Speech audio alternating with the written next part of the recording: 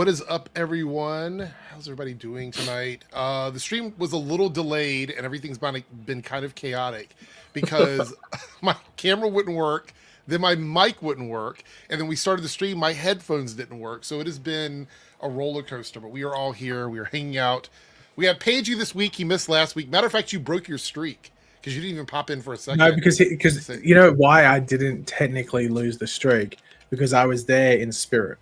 So I was mentioned from what my sources tell me. So therefore the streak continued. It's like because people were theorizing why you weren't here, so that's why. That's why you were mentioned. The theory engine's in overdrive. By the way, are you watching White Lotus? Yes. I haven't watched the second episode, but do you think they will do incest? We're not even 3 minutes into the stream. Yeah, I thought get it out early. Knowing that show, I would not doubt it. Yeah, I think I'm wondering if they'll push the boundary, and then they'll be like lol jokes. Well, I mean, HBO, so they've been known to do it. But I'll also say that they've done a lot of that show has done a lot. So I mean, I feel like that they've done a lot, but they haven't done incest. I think incest might be pushing it. Maybe. Oh my gosh! Look who has dropped in. Darth Bunyan is here tonight. We're gonna try and squeeze in the new trailer for Andor, which I have not seen yet. So me either. So we're gonna watch that tonight at some point. There's a lot of stuff to squeeze into 2 hours, so we have a lot to get into. Darren, how are you doing? You said it felt like Comic-Con today with DC. It did. So it felt like Marvel had stuff, Star Wars had stuff, DC had stuff. I'm good. Is there do you think it's just like kicking off this? They want to go into spring with their best foot forward? Do you think that's what might be happening? I think it's random. They all came out today, but it's nice. No, I'm good.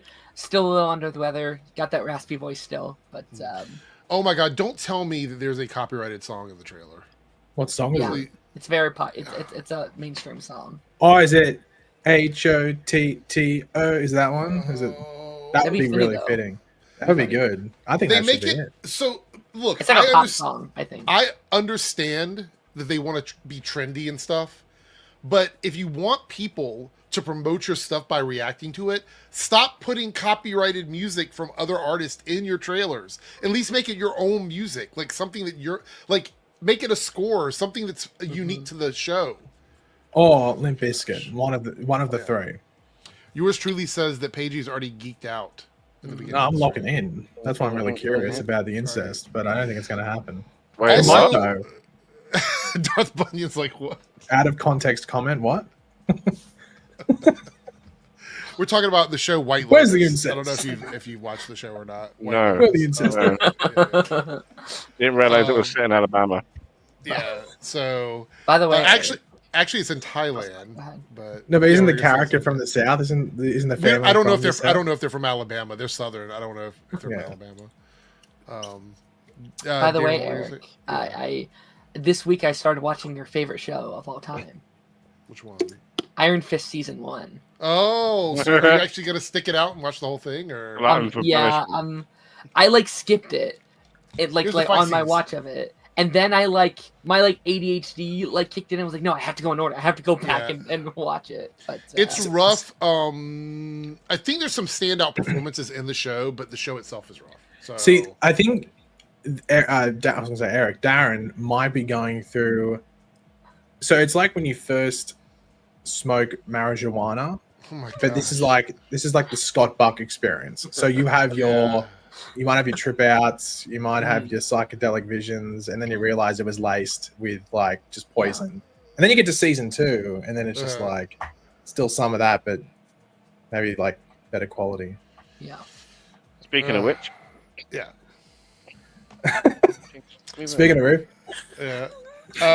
Anyway, the goal is up, you guys. By the way, before the end of the stream, and Paige, you can, if you already have your list, you can do it before you go. If you have to leave before we get wrapped up. Oh, what list? But we're going to drop our 5 favorite non-comic book movies of all time. So just wait, top what?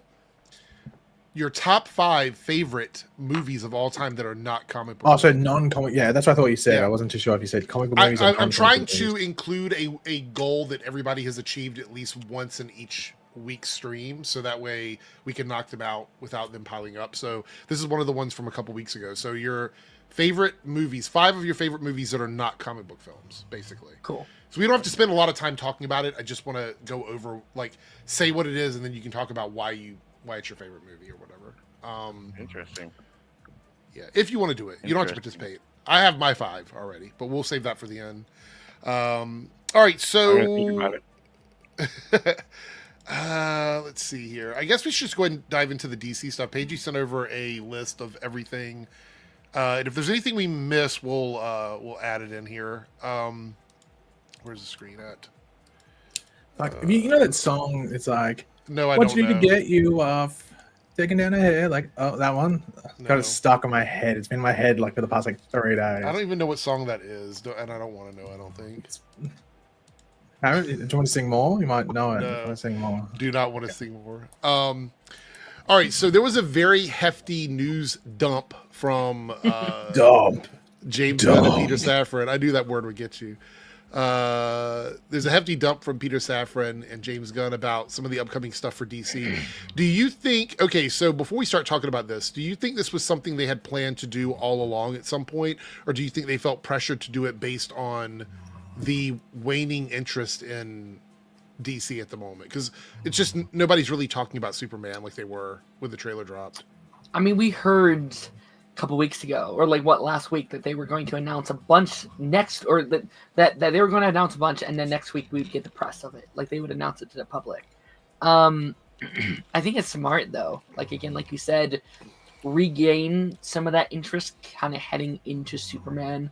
And then even then more Peacemaker, right, when that comes around. So yeah. Back half of this year is going to be a lot of DC stuff. So, all right, yeah. I was gonna say, I think it's like for me, this was a lot. Like they dropped a lot, but for me, I don't think anything is like jaw dropping. It doesn't make you go, "Oh my god, can't wait for that," or "Can't believe they announced that." I've heard some complaints about it. I've heard some really bad complaints about it, but I think there's like things to be skeptical about. But that's more like the few, like the 2 or 3 things where they said, "Yeah, things aren't going along as smoothly as we'd like them to," which was like you could sort of sense that even before they had to say it. But I think a lot of it is like it's like a little clarification as well, because the thing is they did that big announcement 2 years ago, or over 2 years ago now. And it's just some things they didn't even touch. They haven't touched upon until now, at least in a public sense, or it's a James Gunn reply where he's like, it does like a very vague reply. But this, they can go, okay, let's set the record straight with this, that, and the other. We'll confirm certain things like some of those reports where they said, oh, this person's writing this movie, and they confirm that movie's now happening. So that's a big thing, because Gunn's been like, well, we're not going to greenlight until the script's done. I just feel like for me personally, and this is just my anecdotal experience, I don't see people really talking about Superman, if that makes any sense. Like, it's just not a big topic of conversation unless they're Snyder Bros basically trying to shit on it. But I think that's the point of this, is that it's hard. That's why I was asking. Yeah, when you don't have a concurrent universe currently running, like they just had Captain America out. So what's, people talking about Captain America, then Thunderbolts because it leads into one or the other, and then it leads into Fantastic Four, so things play into each other. But with Superman, there's nothing before it. What fucking Creature Commandos? I mean, everyone forgot about that as soon as it ended. Yeah, that's true. That's true. I do want to point out, we're not going to talk about it in detail here. We'll save it for Thursday, because I want to talk a bit more about it then. But Thunderbolts, apparently the test screenings have gone extremely well for that movie. I think that movie's going to be. I thought that movie's going to be like just mid, like from when it got announced, and then that first trailer. But that second trailer they dropped made me go, it actually looks pretty decent. I think it actually. It arguably could be the better or the best of the Marvel films this year. Well, that's what I remember. People laughed at me last year when we were talking about. Yeah, but you base that off the first trailer, so you were. It doesn't matter. It doesn't matter. I could have based it off no trailer. It doesn't matter. That means you were basing it off pure shill. No, I'm pulling my hipster card on this one. I was into Thunderbolts before everybody else was. Because I was into it before everybody else. You're 54 million years old. I think Thunderbolts has one last hurdle to overcome. And we will talk about that when we get to the Captain America stuff. Is that like old tweets from an actor or something? Is that the no? It's just it's my perception of what I think they have to deal with. So, all right, let's do this DC stuff. So, Superman and Peacemaker season 2 are deep into post production. July 11th, 2025, obviously for Superman, and August of 2025 for Peacemaker. Do you think we're going to get it early or late August? Maybe mid-August? Did they talk mid much to about late. it? I didn't see it. You think so? I'd assume mid to late, because they'll give Superman at least a month. in theaters with. Like, do you think, like, given like how long it has taken, right? So, do you think if they had more mystery surrounding it, do you think that it would have more people intrigued? And if so, do you think that has a negative implication on how the movie will be received? You mean Superman or Thunderbolts? Oh, okay, Superman. Yeah. Superman. I think the mystery is hurting it, actually, to be honest. I think people want a clear idea of what the movie is. And right now, until that next trailer comes out, I don't really know what this movie is supposed to be. I see Superman, I see a bunch of villains, a couple of heroes, and they're just kind of doing stuff. There's no clear, and look, I don't want them to spoil the movie, but you have to at least let me know what it is I'm getting into. Is it a heist movie? Is it a action movie? Is it a thriller? Is it a mystery? Like, what kind of movie is this? Because just being a superhero movie isn't enough anymore. You have to, there has to be something else to pull people in. And look, you could argue Spider-Man, Batman, Superman, all A-list heroes that have like a following behind them. I still don't think that's enough in 2025 for people to go into movie theaters and see a movie. I think it needs to be a little bit more. So for me, I think they've been too vague about Superman, and I think it's been a problem for a while. I know people disagree with me on that, because back in December, when I was like, I don't know if we're going to get a trailer before 2025, because it felt like they just kept hiding it from us, and I was happy we got something. And to be honest, I enjoyed that first teaser trailer that we got, you know? Mm-hmm. But I feel like the next trailer that comes out, it has to tell us what this movie is. Like, what are we getting from this movie? That's me personally. I don't know. Do you guys have a different opinion about that? No, I think I do think marketing for DC for a couple of years has been really rough. Mm-hmm. And I think that trailer did huge because it was the first look at an entirely new universe, right? Mm-hmm. That's why it did so well. But you're right. There isn't a lot of conversation around this movie unless it's the negative kind, which, you know, isn't in their best favor. So I do think you need another banger trailer to get people talking, to create a narrative of some kind. Because I'd argue Fantastic Four does have that narrative, right? That is also an entirely new world. But I feel like there's a lot of questions. It's like, okay, how did they get here? You know, like, what's the vibe? You know, how are they going to the powers and all these kind of questions that you can kind of ask with that. Right. Superman looks very straightforward in terms of like the story and stuff like that. Yeah. By the way, before we go any further, I want to give a shout out to Naruto, turned 37 today. Happy birthday. Happy birthday. Happy birthday. Wow. Hope you're having a good day. Yeah, we'll see. You know, I'm excited for Superman, but I think we need more conversation around it. And I think that there's an issue with, I think right now, to be completely honest, if I had any big criticisms about the movie, is the fact the marketing sucks for the movie right now. It just sucks. It's not good marketing. Anyway, Peacemaker season 2, what are our thoughts on that? I can't wait. And it seems they're gearing up for another really good intro. That's awesome news. Good for them. You know, because this is the thing, right? So basically they had two options, right? Go bigger and better than the last one, or just completely ignore it and just go for like something completely random and like 2D or something that was nothing like it. Yeah. I think my only criticism right now is that it is August. I wish they would have spread out Superman and Peacemaker a little bit, like have this be maybe like a September show or something, or October, but that's it for me. Because there's a big gap. That's one of the other criticisms I have right now, is based on the news we're getting. It's going to be very spread out, and there's nothing wrong with that. Yeah. But what are we going to have?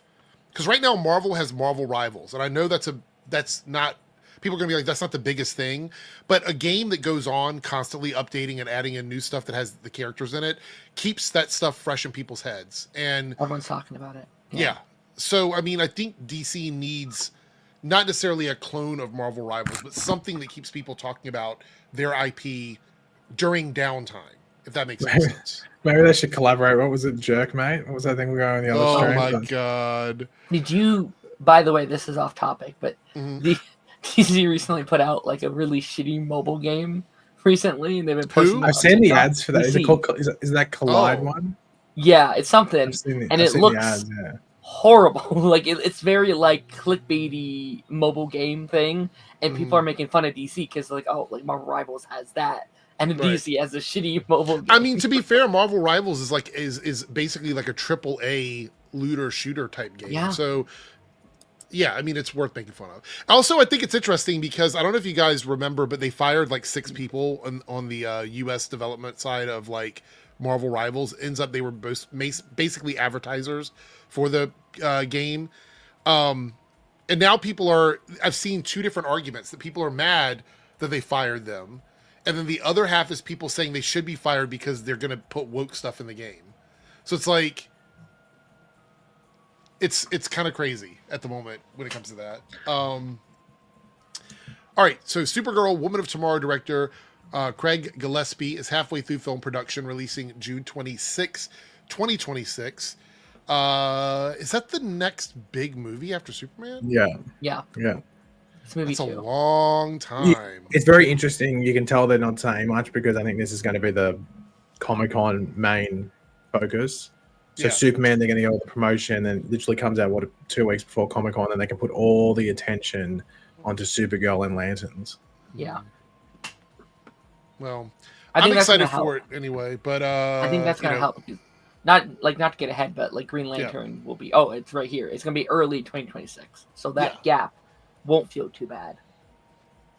Are we feeling more confident about this show now? About the Lantern show? Is there a level of increase in confidence? Because I have to say, I mean, seeing some of the stuff that some of the actors are saying and some of the interviews and things, I'm trying to lean more optimistic about it.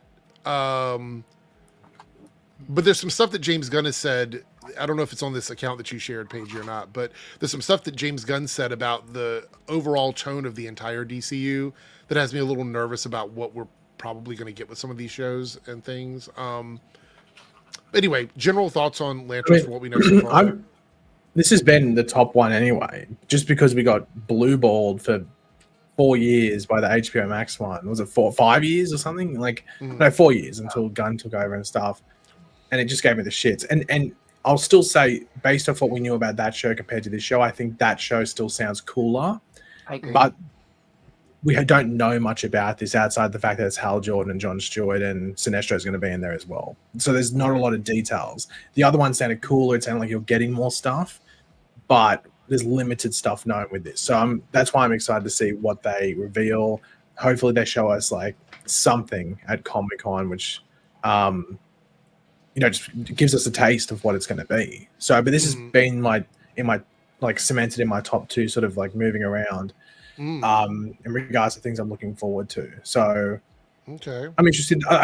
The thing is that I saw a quote where it said it was adult and weird, and then people going, well, of course, it's got Damon Lindelof, but also Damon Lindelof's not the main showrunner. He's just a part of the writing team. So he's also not going to get executive decisions and stuff across this. So I haven't watched Ozark, so I don't know what Chris Mundy's like. The only thing I've heard with Ozark is that it's just very like, not dark, but like it is kind of dark. Depressing. Is that like probably? Have you watched it, Darth Bunyan? Have you seen it? I've seen like a few episodes of it. It's very bleak. Yeah, bleak. That's probably the best term to use. And when I think Green Lantern, I don't necessarily think that. So hopefully he doesn't come with like that frame of mind, and then maybe it's a good combination of those creative minds. Maybe a bit nervous that Tom King's there, but we'll wait and see what happens there. All right. James Gunn confirms that no project will get a green light until he and Safran are satisfied with a completed screenplay, except for the Batman Part 2, because it seems like that's going to happen without a script apparently. So it's hard enough making a good movie with a good script. It's almost impossible making a movie with a script that you're writing on the run. Okay. I don't really have an issue with that. What is that? Do you think that's a hint? Like about Batman 2 needs to hurry up. I don't know. I don't know about that. My issue is that he keeps saying that I think he said Batman's his favorite character, but he doesn't mind delaying that indefinitely. Which is such an un-James Gunn thing to say. Like, he plays with all these fucking obscure characters, and he goes, "Oh, my favorite character is Batman, by the way." It's like, serious? Like, that's true. I'm surprised he didn't pick something like, what is it, Dr. Phosphorus here, and say that's my favorite character. Well, just even like something like, even if it was just like, it's like Captain Atom or something. We're like, okay, well, that's a very James Gunn thing to say. Yeah. So Alan Tudyk will not play Clayface in the feature film since it wasn't his primary role. He played Dr. Phosphorus in Creature Commandos. The Clayface stuff is so... I haven't read through all of this. Do they give any more information about the Clayface stuff at all or no? Yeah. Okay. I'll wait till we get there then, because I'm a little bit confused about that, but we'll wait till we get to that point. Before we move on, though, we have a couple super chats here. By the way, we are 2 out of 10 super chats. You guys are doing great tonight already. So, yeah, if we want to hit any of those goals... You want to hit the goal to get some of the stuff in the polls, you know what you have to do. All right. Naruto with the $2 super chat says, Paigey, have you seen the Gabby Petito? He was asking about this last stream that you weren't here. I actually watched the first episode of it yesterday. Is it just one episode? Or maybe I paused it. Is it just one whole thing or has it got episodes? I didn't finish it. I don't know. Because I had to run out. But I think I watched like up to the bit they're like a bit into their van lifing thing. But yeah, that dude's I can already tell that dude was a fucking creep. He looked like a creep. Yeah. What was she doing? Cody with a $5 super chat. Thank you, Cody. Having 2 projects this year and then going to do 8 next year. It's very interesting. So is that the number that they gave? Like 7? Okay. Yeah. All right. It's interesting. All right, let's keep going here. A brief update on the Batman Part 2. Okay, this is the interesting stuff here. And a possible season 2 of the Penguin. Matt Reeves has yet to turn in a full script, but what we have read so far is incredibly encouraging. We don't know, Safran said. There are a lot of moving pieces, probably most important Colin himself. So I guess talking about like a Penguin season 2. They're not sure about that, I guess. I'm concerned because this movie has been pushed back to 2027. I don't know if it makes 2027. I said this before. I think it's going to be 2028 before we see this movie. Yeah. And unless they're going to mess with time somehow, we will not get a Penguin season 2. You know what I mean? Anybody else feel that way? Or I don't think we should. I think what makes it special is it is a limited series. It is limited, and like I like the idea of doing more shows like the Penguin, right? Do a Scarecrow or something. Do a Mr. Freeze show or something. Just to fill those gaps. But I think what makes Penguin so special is it is limited. It is its own thing. I don't see how you can improve upon that first season. I think there is a massive group of Batman fans that will wait 20 years for another Batman movie if they have to. They're that dedicated to Batman, and that's fine. I think the general audience will move on and not give a fuck at a certain point. I think that's the way that works. Also, if we don't get this until 2028, what about the Brave and the Bold movie? Like, what does that look like at this point? Because are they going to try and get that out before this one now, or are they still going to do it after? Because if they do it after this one, they literally have to do it at least a year after this. There's no way they can put them out at the same time. No, the same year. Did you see? I don't think it's in that thread, but I saw a thing where it was like they'll think about, like James Gunn had said before that he started writing his next project or something like that, and because of the Brave and the Bold clearly just getting pushed back, because it's not going to come out before Batman Part 2, so it's going to be like 2029 at the earliest or something like that. But they're saying, should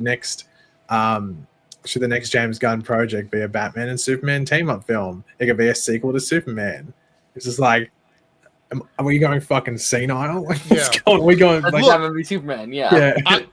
This might be a hot take, and maybe people will disagree with me on this, but I feel like if James Gunn loves Batman so much, and there's no script for the Batman yet, why doesn't he start working on this movie? Why doesn't he write this movie then? He is a writer. He's a director. Why not write this movie and direct this movie to get it done? Why not? Why can't he? It's his thing. He can do it if he wants to. It says, Batman Brave and the Bold remains in active development. Gunn and Safran confirmed that Matt Reeves' universe exists in its own timeline. Pattinson will not be reprising his role for this film. There's a possibility the DCU version will show up before the titular debut. I wouldn't rule anything out. He could show up in something else, but the actor doesn't exist yet. I think that's a massive problem. Yeah. I think it's a massive problem. This is one of the cheaper superhero movies you could do in DC and bring in massive amounts of money. Why are you delaying a character that costs the least to make exciting compared to everybody else? Honestly, we were talking about this before on Darren's thing, and I have to say, as opposed to like making Superman the one that you wait for, or one of the big more powerhouses, I think Batman with his legacy and his aura and his just sheer ability on the fact that he is just a man, like with a cape, I think is a fantastic choice. Do you know what I mean? Because like it's kind of like how we feel his presence before we see him in the Batman. It's going to be the same sort of vibe. You know what I mean? Like, everybody talks about him in hushed whispers because Batman always feels like Batman's either listening or got a plan about something. If they even mention him, though, we don't know if they're going to do that or not. They could mention him and be like, "Oh, what about Batman? You know, is there mystery? Is he real? Is he part of that? How do we know? You know." Like, but here's the issue, Garth. Batman's been around for a long. I'll say he's been around for a long time, though. So I'm going to assume that people know he's real. You know what I mean? Yeah. At this point. Also, this world has a bunch of heroes that are like old men. You know what I mean? So, like, I'm sure that. I mean, have they not tried a team up before? Was there no version of the Justice League or the Justice Society that existed prior to all of this? There's nothing like that, because we know that there's a little team going on with with Green Lantern and Hawkgirl and Mr. Terrific. So Batman never thought about doing that before. There was never a threat big enough for that. I mean, we have no clue. The state of the team, it doesn't look like they'd be afraid of press junkets. So I imagine like that question could come up of like, oh, has Batman decided on whether he's going to join the team or whatever? And they could just be like, well, as you know, like Batman is against joining the team at the moment, but we're hoping that he changes his mind. You know, like it could be handled in like the simplest of ways. Yeah. I just think it's a very big missed opportunity to release a bunch of like random projects and not do something Batman related in the DCU, even if it's like Batgirl or something that sort of ties it in and ropes it in. Well, not even that. Like, even if they, like, even one that just try and reprise that, like, Arkham Asylum, Gotham City, something like that, and do an HBO Max, even a Max show. If you're going to do like a, maybe not don't do a goddamn like sitcom in it, like a Brooklyn Nine-Nine or something. Gotham. I am so ready for an actual, and I know this is going to trigger people probably, but I'm ready for an actual comic book Batman movie. I want something that feels like the old school comic book Batman vibe. That's what I want. You know where we probably see him first, unfortunately? Teen Titans. I bet. Yeah. No, I think Peacemaker season 2, and like Peacemaker kicks him in the nuts or something. All right, this is that animated movie that has a really cool art style. Dynamic Duo is currently in pre-production, an animated feature about Dick Grayson and Jason Todd in their early days as Robin. It provides a kind of perfect on-ramp for family audiences in the world of Gotham. So, wait, is this isn't connected to the DCU, right? This is a separate thing? No, he said he's not too sure. Yeah. Which I was like, maybe he wants to see how it turns out, like, looks-wise, but, like, you think story-wise, you'd have to choose. Right. What's going on? Yeah, like that was a weird statement where it's like it's probably not, but it could be, and I was like, you should know that. You should be making the movie not knowing where it's set. That's kind of weird. You know, I'm actually excited for this though. I think this might be kind of fun because I feel like this might be that first step into that traditional like Batman Gotham world that we haven't seen really. Because if you think about it, even if you go all the way back to the Michael Keaton, Tim Burton Batman stuff, none of those were really like the same type of Batman. They're always a little bit different from each other, and none of them have really nailed the comic book version of Batman. Can you guys think of one, like an iteration of Batman besides maybe the animated Batman series that really feels like the comic book Batman? Because I don't think any of the movies have ever done that. Gotham Knights did a pretty good job. Oh, you son of a bitch. Right. Yeah. Unironically, Arrow. I don't know. I really just want something that feels like, and maybe that's why I've had such an issue with Batman. You guys have heard me say it before that I feel like Batman and the Bat family is oversaturated in DC in terms of their stuff. But I think it's just because they do so many versions that aren't really the one that I want. Like, I'm waiting for them to give me one that I really want. Because if you look at, like, Christian Bale, that's a great version, but that's not necessarily comic book Batman. You know, I think that, to be fair, the closest thing we got to comic book Batman would have been the Ben Affleck Batman in costume. Not as Bruce Wayne, but as Batman. In tone, yeah. I pitched before from the Flash movie, actually, that's very Batman. Yeah. But like, I pitched pre all these announcements just as like a fun little exercise. Like, okay, what would I do with my own DC universe? And I said that they're probably not going to be able to do 2 Batman franchises at the same time. So for a while Matt Reeves is doing his stuff, do a live action big budget TV show on like HBO. And I think that, like, I think the more time has passed, the more we sit here and be like, maybe that would have been the move. Right? That is a character that has such a long legacy of stories that has never been shown on screen before. Right? You can have these like 13 episode things. You can have it episodic, or it's very serialized. So you're not in direct competition. I mean, look at the shows we've had, Darren. So we've had animated Spider-Man shows. We've had live action Superman. We've had Teen Titans on TV.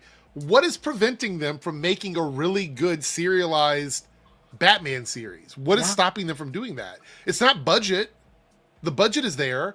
And this is not one of those cases where if you put Batman on TV, people aren't going to go see him in the movies. That's not the case. If you introduce Batman in a TV show, they'll still go see Batman in the movies. It's not going to stop them from doing that. So, I don't know. Blue Beetle's animated series is in active development. Safran expects executive producers Angel Manuel Soto and Gareth Dunnett Alcocer, I hope I got that right, to present the project for a possible greenlit pretty soon.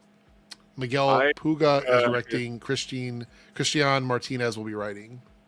Yeah, I liked the Blue Beetle, and I would prefer a live action series. Live action, like anything. You mean based on the movie, right? Like the same character from the movie? Or, yeah. I didn't know if you meant like Ted Cord, like old school Blue Beetle or not. I didn't know if you I didn't know if you meant like Blue Beetle or not. No. I think this was a situation. I liked this.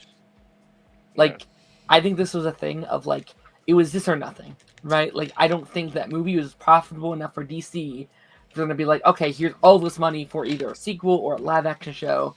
And I think it's like, okay, here's your compromise. You want to keep this guy around? Animated show. Here you go. Which I don't like what that does for the representation of animated shows, that they're just lesser than.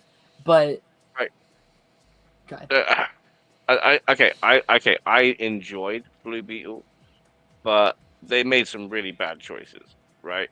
Susan Sarandon should not have been the villain, right? Phenomenal actress. I agree with that 100%. Yeah. She's great at what she does, but she should not have been the villain. And I didn't like the villain turned hero that walks away at the end. Didn't like that bit either. Well, Susan Sarandon was a last minute thing, wasn't she? Yeah, I think she was. It was meant to be Sharon Stone. Oh, that's no better. So yeah, like great that she saved the movie. You know what I mean? But again, like I feel like the villain should have been different. I feel like that they were on to something in following the legacy of what it means to be Blue Beetle. And I feel like if that was the core of the movie that led to even just being like one step closer to finding Ted or acknowledging Ted before it being a post-credit scene or like right at the end or whatever, that it could have completely changed everything and would have given them more stakes going forward. Because what did they have to offer apart from like a post-credit scene? Did they confirm anywhere that this is going to be a continuation of the actual film, or is it just a soft reboot with the same actors? It's connected. Yeah. It's it? Okay. Yeah, I think it's like what Peacemaker is probably going to be an example of what Blue Beetle will be. Yeah. It seems like mostly canon unless there's something they don't want to be canon, which... Like in Blue Beetle, he mentions Superman and Flash and Batman. They probably, but we Batman, don't ever actually see see we just see the posters of the cartoon versions. We don't actually see them. I think you see a Flash poster or something. Is it a Flash poster? I think you see, or something like that. Yeah, but I mean, like I don't think they're supposed to be the actual characters. I think they were like representations of the characters, right? What figments of his imagination? No, I mean like companies making merch, basically, is what I'm saying. Oh, like, they weren't like posters of them in action, literally fighting, right? Like it was like no. I think Ezra Miller went down and took photos. Oh, okay, gotcha. Yeah. Cody with the $5 super chat says, "I think." Yeah, go ahead, Darth. Sorry. Just that, like it's flash pointed, right? So again, it could be the simplest fix of, like Rudy's now a stan of Batman. Oh, you know I see what you're saying. Like the simplest switch, you know. Yeah. Cody with the $5 super chat. I think general audiences are scared of characters being whimsical. Do we agree with this?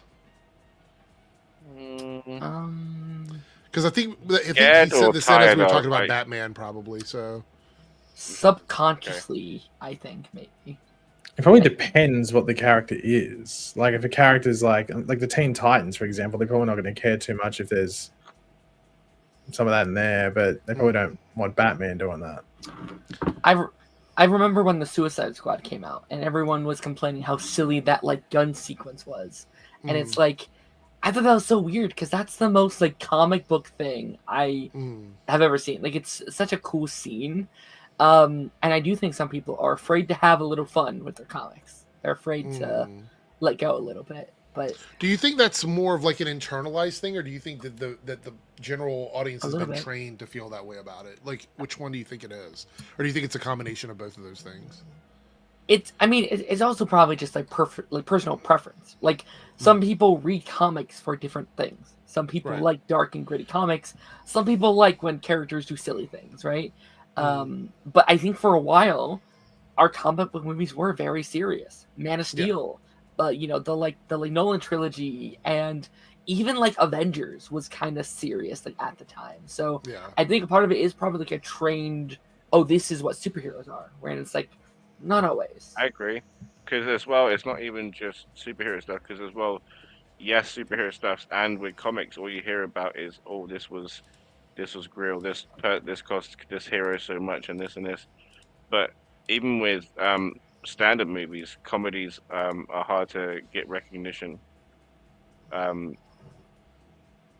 for their achievements for the most part, I would say. Yeah, I would also say that I don't think I want Batman running around like tripping over his boots and stuff. You know what I mean? Like that's not what I'm asking for.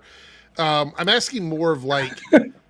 What are you laughing at? No, you get like my glasses or something like one of those. Like I'm not asking for slapstick comedy. You know what I mean? Like I don't want Batman to feel like he has to be so stoic and grimdark all the time. Sure. Right, but do you think there's a live-action Batman that would work in a movie that also works in Scooby-Doo?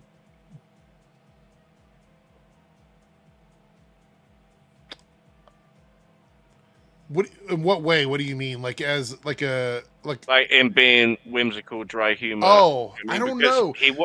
He wasn't exactly wacky in Scooby-Doo. Like he held like his line, but he worked in a ridiculous place. I think in Scooby-Doo, Batman falls into the idea of like the straight man in comedy, like the person that's supposed to be like there to sort of tether everybody to the ground. So the humor would be more dry than it is. That's like, the same as even in like Justice League movie. Right. So Shazam does something really funny, and then like Batman does The Office, look to the camera, and starts like rolling. Right. No, I mean like I feel as if a lot of people play Batman and Bruce Wayne like the same person, and they're not. Like Bruce Wayne is supposed to be a playboy character. He's supposed to be someone that is the reason why you don't believe Batman could be Bruce Wayne is because they're so vastly different. That's how he gets away with that. And I feel like over time we've gotten into the space where Bruce Wayne and Batman have the same cynicism about the world. They feel the same way about Gotham and make it very obvious to everybody about how they feel. And I don't think that's good. I like the dichotomy of Bruce Wayne being a playboy and Batman being this like vigilante street level hero. You know what I mean? Like I like that. And I feel like we have failed that in so many ways. I think if you look at Arrow as seasons went on, yes, Oliver Queen and Green Arrow started to blend in a way, but early on he did a really good job of like showing us the Playboy side of it, then going to the island and then changing, and how that made him a different person. We've never really received that much in Batman, with the exception of like Christian Bale's Batman. I think in the first and second movie, you do sort of see that. We're not going to talk about the third movie, but you do see that in the first and second movie. And he's the only person I think that's really tried to do that kind of range. Everybody else has sort of played him as the same character. So I'm just looking for more range. Okay, I would argue that like you would have to have like a longer stretch of time or a less high risk villain or situation, right? Because which is exactly the problem with having Batman in this world. Yeah. I think that's why Matt Reeves wants his Batman to be separate. Sorry. Yeah. No, it's just that like if there's certain things like ready to take out the city, he can't exactly pop out for Friday night drinks. Do you know what I mean? It's not appropriate. Yeah. So like they have to have. Mm-hmm. Yeah, go on. No, go on. No, you go ahead. You go ahead. Sorry, I thought you were done. Go ahead. Just that they have to have like a massive stretch of time where, it is appropriate and it's not just over 3 days or a week. I'll give an even better example. So, I think Daredevil is a good example of what Batman can be like as a TV show, because you get an idea of how powerful these characters are when they're out doing their superhero stuff, but you also get downtime with them, going to the bar, having drinks around a table, socializing. You get to see them interacting with the world outside of the costume. That's something that I think Batman as a character kind of needs that other heroes don't, if that makes any sense. I think Batman benefits greatly from that because he is a human existing in a world of quote-unquote gods. Like, the Justice League are all these super powerful beings that some of them aren't even human. Most of them aren't even human. So Batman is that one character. So if you don't feel like you can connect with Bruce Wayne in the same way, then it kind of makes him feel like an outlier. And when you look at like how Batman interacted with the Justice League in those movies, and in BVS in some ways, it shows how ill-equipped Batman is when the big guns come in. And you don't get those moments, you don't get that time with Batman when that stuff is happening. So I think Batman would benefit greatly from a TV show or more movies separate from the Justice League, maybe just jumping in for the big stuff. But if he jumps in for the big stuff, you need to know who he is as a character prior to that. And I think that the directors have gotten really lazy. The writers have gotten really lazy, and they're going, we're just going to make Bruce Wayne and Batman the same character, and then that way we don't have to worry about character development whatsoever. And I think that's a lazy way to do it. So your ideal Batman would him turning down the Justice League to remain a street level? No.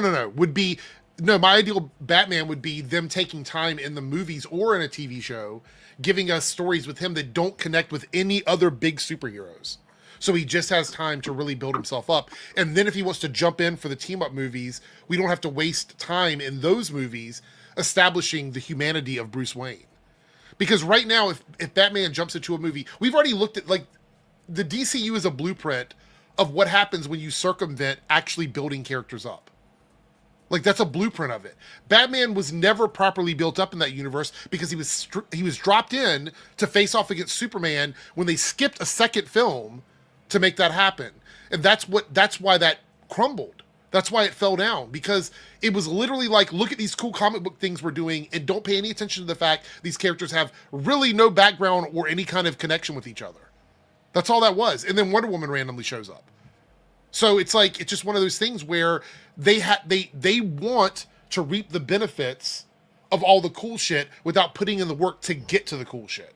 Mm-hmm. And I think Batman deserves more time like that. You need Batman to feel like somebody that we can relate to as human beings, because everybody else is incredibly powerful and they don't live the same lives that we do. And DC tried to do it.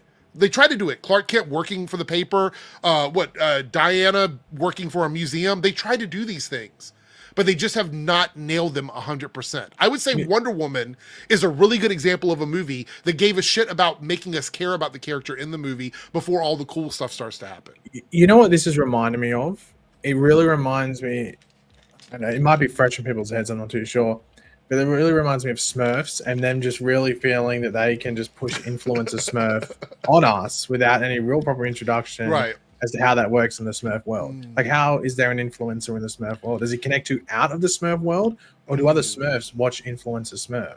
Yeah. And why is it YouTube? Shouldn't it be Smurf? I will be very happy if See, I got Darth Bunyan stumbled, thinking. let me get this out there. If I yeah, stumbled upon a genie in a lamp, I would wish that the Smurf never existed, so I never have to hear that ever again. I like Smurfs. I hate the Smurfs. I think you I like hate the them. Smurfs. No, I hate them. I love the Smurfs. I hate, like, I could live the rest of my life happy never having to see anything with the Smurfs ever See, again. I don't believe you. No, I can understand. So you don't like any Smurf? No. Did you see all. that? I saw something where, like, a debate about why all the Smurfs aren't trying to hook up with Smurfette, and it's because they're not attracted to Smurfette, but then also they're not attracted to them. I mean, it could also be that it's meant for children. That could be another reason why. They were attracted to her, though. I'm pretty sure. Oh, they were? I'm pretty sure. I mean, I didn't watch all the cartoons, but I do remember them trying to, like, created, impress right? her. So she was created as a lure for the Smurfs by Gargamel. Yes. Right? Oh, so she was a simp trap. She's not even really a Smurf. Yeah. And not That's the thing. she's not the she's only one Smurfette. either. No, I mean, she's not even the same as the Smurfs, though. She was created She differently. wasn't created the same. Yeah. So, like, when she Yeah, she can turned sing up, apparently. ribbling and falling all over themselves to, like, Ooh, baby, do you know what? Yeah, she's a that's singer, but can only remember the same, like, 4 lyrics and just repeats them. No, like, a I broken think CD. the issue is that Smurfette was first of all, it's made for kids. That's the big reason why nobody's trying to, like, What do you mean bait? do anything. Huh? She What do was you mean bait for bait? the Smurfs. You We said just bait for explained kids. it. No, I said she's made for kids. Like, the Smurfs are made for kids. She was bait for the Smurfs. I don't think they were thinking about how many times they could show them having sex on camera. Like, I don't think that was part of the. Everything has a backstory, Eric. I mean, you're the one talking about them hooking up, not me. No, I wasn't the one It that doesn't created it. happen. I It doesn't I happen. saw it. But also, that apparently they don't have penises either. So, like, they're just flat down there. that makes Because sense. because it's a kid's cartoon. Do any Smurfs not wear pants? Most of them wear the pants. It's a children's cartoon. They wear the trousers, yeah. Yeah, so what are they covering? I actually like the Snorks. That's the opposite thing. I like the Snorks. I don't like the Who are the Smurfs. Snorks? The underwater version of the Smurfs. Oh, They have little God. little things on their head they can breathe underwater. What, snorkels? Well, not really snorkels. They're like these. They look like straws, like bendy straws. I like Family Guy snorkels. That's funny. I mean, ask Pagey. I didn't bring it up. He did. But I didn't bring it up. I saw it somewhere else, and I thought I'd bring it to you and just pose the question. So you I thought you did might bring have it the up. answer. No, I posed the question. Why would I have the answer to that question? That's the dumbest. Because you grew up watching the Smurfs. I did not watch. Smurfs is one of the Saturday morning cartoons that I would turn off immediately when it came on. I hated Smurfs. Oh no, that's terrible. All right, so here we go. It's another one. My Adventures with Green Lantern has been officially greenlit. Following high school student Jessica Cruz, who has her life upended when a power ring falls from the sky and chooses Cruz to be the champion, things get even worse when more debris from Lantern's ancient space war arrives, along with their alien foes. Jake Wyatt is executive producing, with Stephanie Gonzaga as a co-executive producer. I don't know who either of those people are. I wonder if this is going to be in the same world as My Adventures with Superman. It is. It's confirmed. It's in the same continuity. Okay. It is. All right. Hence the name. Yeah. Okay. I'll tell That's you why I what. was asking. It doesn't I say would- explicitly in this post that you shared with me. I actually so have I a don't big know. issue with the show and for them picking Jessica Cruz. Yeah. I know it's meant to appeal to kids, but her backstory is so fucking dark. It's like not even funny. Well, I Like, think it's so going to be crazy they like picked no. that I think they're character. going to change it completely, like they did with My Adventures Yeah. with Superman. But I'm But like, no yeah, I Simon don't know. Baz, no Green Lantern pistols going off anywhere. Like I feel like it's a missed opportunity. So Jake Wyatt is the showrunner of My Adventures with Superman. Okay, got it. Yeah. Ooh, baby. Okay, so this might be a hot take. I'm more excited for this than I am for the Green Lantern TV show. Only because I Really? love this universe. Yeah, I love My Adventures with Superman. I love that show. So, no, I'm happy for this. By the way, this is an unlikely green light because that show got offloaded, if you remember. Like, that was offloaded because they didn't think people were going to watch it and it ended up being a sleeper hit for them. So, Yeah. the fact that this even happened is it's a pretty big deal, to be honest. So, do you think it's going to be Earthbound or Spacebound? or a mixture of the two? I mean, My Adventure with Superman went to space a lot, so I'd assume this has probably got elements of space in it, most likely. I don't know if they're going to have Hal Jordan or Guy Gardner or any of the other characters in it. I have no idea. I was talking earlier about my issue with how much time every Green Lantern spends on Earth given their jurisdiction. Do you know what I mean? Like, there's got to be so many muggins that they're just not listening to or taking care of because they're out here just having coffee at Starbucks or something. Well, I think this show, because of it being a cartoon, is more likely to explore a lot of different worlds opposed to the live action Green Lantern series. This one, the only limitation is what they're willing to draw, apparently. Yeah. So it's not Green Lantern. Yeah. I think a lot of my excitement for this does just come from the fact that we now have another animated DC universe again. Yeah. Animation is killing it right now. Like, there's so many animated things. And I know you said earlier, Darren, about like feeling lesser than because of like the Blue Beetle thing and stuff.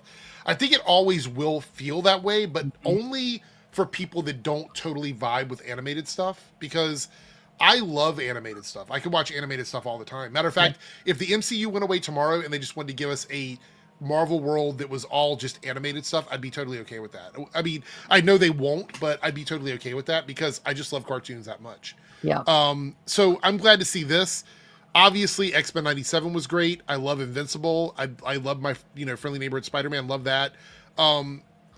I feel like we're in again, I said it last year, like a renaissance of animation right now. So yeah, and look, I think what makes My Adventure so good is that it embraces the creativity and the imagination of comic books and what characters can do.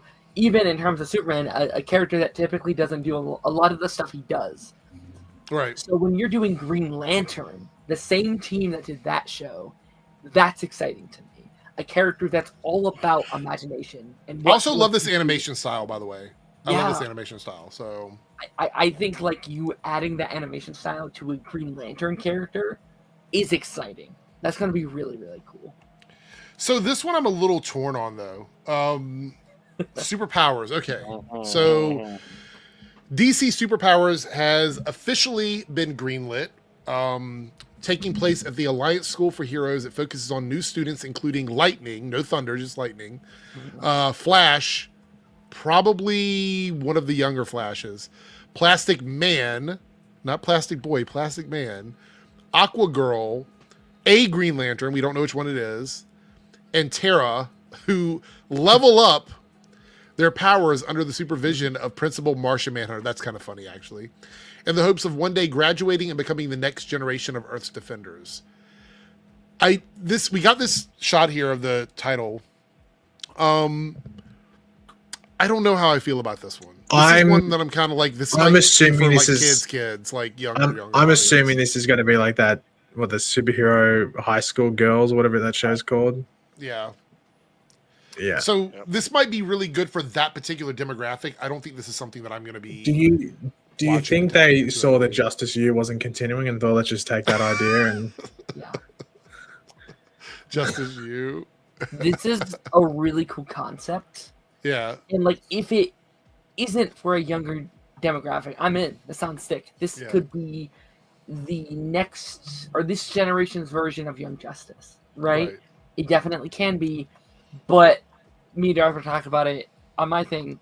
It does give like Teen Titans Go a little bit. It does. Look, and you know what?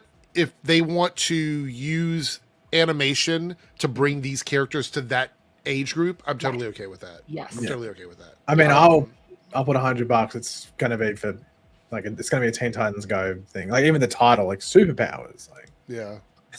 Yeah, I hate that. All right, this one was kind of exciting to me. So, Starfire has officially been greenlit, serving as an origin story that follows her adventures after she uses an ancient spaceship she discovers on her home planet, Tamaran, to escape and explore the stars. Along the way, she'll meet space biker Crush, plant-loving Fern, and the magical princess Amethyst of Gemworld. Together, they will uncover the deepest reaches of DC Universe, save space dolphins, surf technicolor nebulas, and boldly soar to the unknown. I already know what this show's going to be like. All right, go ahead. Say what it is. It's going to be like one of those like Adventure Time. I was going to Steven Universe. Yep, I thought the same Yeah. thing. Yeah. Has Been Hotel, maybe. It's not going to be that adult. Sorry. You know. You know what I think? Yeah. Last year they came out with a Beast Boys show, and it was like a 6-episode, 10-minute, you know, each episode run. And I'm wondering if they're just going through the like Teen Titans. They'll do like a little mini series. Do you think they're doing this to sort of prep everybody for the Teen Titans movie when it comes out? Like kind of get every character sort of out there. Again, though, I think this feels like it's a completely different market from the My Adventures with Green Lantern, the superpowers. It's like they're trying to sort of tap every market with something. Because you know the Harley Quinn and the Kite Man series, those like it's basically adult animation. Well, like, when we were talking about it, how like all the stuff that was, you know, family friendly or something that kids could watch was all going to theaters. Everything that was scheduled for streaming was adults. Even the goddamn animated project they had was adult.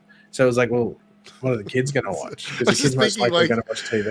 The kids are watching Superpowers, and the season ends, and it suggests next up Creature Commandos. They just keep watching and see what's going to happen with Creature Commandos. Oh God, yeah, no, this is good though. All right, go ahead, Darren. Oh yeah, no, like I do think kids need their DC universe that they can grasp onto. Like I grew up on Young Justice and Justice League and, you know, like Batman the Animated Series. Yeah, obviously. Nothing like that right now for anybody. So I think if all of these shows are aiming for like the 8 to 12 demographic, that'd be very smart. I think marketing to them is smart. And what that does also, this is something that I think Marvel needs to pay attention to, is it kind of starts the fan base up for you for like later on. So if you get like a younger audience watching stuff now, and in like 3 or 4 years they're going to be old enough to go see the movies or old enough to watch the TV shows, they can go ahead and start getting into it then. And then you have that fan base waiting for the movies that come out in the next 8 to 10 years, like Batman Part 2, which will be like 8 years away, you know, when they finally graduate from high school. Anyway, Sergeant Rock hasn't officially been announced, and Daniel Craig was never attached to star in the titular role. We never met with Daniel. He was just an idea. So apparently he never even dropped out. He just was never actually attached to it. I mean, they can say that, though. Like, they can say that. Like, a lot of times that happens, and then after the movie comes out, it's like, oh, no, he actually was, and then something happened. So, I mean... Paige, we didn't get your thoughts on this because you weren't here last stream when we talked about it. What do you think about the possibility of the changing of the lead of Sergeant Rock if it's not going to be Daniel Craig? Because I think Daniel Craig was a very good name to be attached to this film, and I think they need to find another name. They need to find someone that fits in that mold. I saw that like it was meant to be Jeremy Allen White, and like they're very different, but not in regards to just like type of actor, but also age. Like so, what were they? Aging for like late 40s, 50s Sergeant Rock. Now they're going for like someone in his 30s. Like it completely changes the story. Yeah. So I didn't really believe that when I read it. I was like, it either means that he was never attached, or the Jeremy Allen White thing is ass, or they're confused and they're gonna have to change the story around. It makes more sense that he's a seasoned veteran to an extent. Maybe he, you know, he is in his at least mid 40s or something like that. So, I don't know, it'd be interesting because it was also reported that like if one of them dropped out, whether it was Daniel Craig or Luca Guadagnino, that it wouldn't happen. So obviously that was us as well. Right. So what were you saying, Darth? I'm sorry, I didn't hear you. Sorry, just that it's gonna go the way of Cowboys versus Aliens. I just this is gonna be a flop on DC's behalf, and you think so? So you're taking my side on this. I thought this was a really strange thing too, but I've been told by several people that I was the one that was wrong about it. Oh no, it's the dumbest idea, honestly.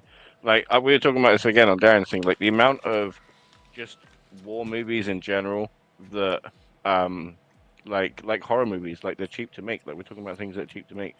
This is one of them, and like there's just so many that fall through the cracks, and just the idea, like you say war movie to some people, their eyes just glaze over. Yeah. Like some people are just not interested. And again, like from an outside viewer, like you say DC war movie, they're gonna think, well, have they tried everything else? Like they've got superheroes still, right? Yeah, like, I mean, but The other DC War movie that they did made like what 750 million or what was it? Because it had Wonder Woman in it. Like that's different. Yeah, who do you know? They might put who knows what they're going to put in Sergeant Rock. They might put some crazy ass villain. Like, oh shit, they were running around in World War II. What the fuck? Like the only person that's gonna like kind of save the movie is G.I. Robot, and even that like will not be enough to make it a profitable movie. I don't know. This type of movie seems like an easy one to make. Like what 40, 50 million. Like they'll make that money back pretty easily. Doesn't mean it's going to make. But for the audience of one per theater.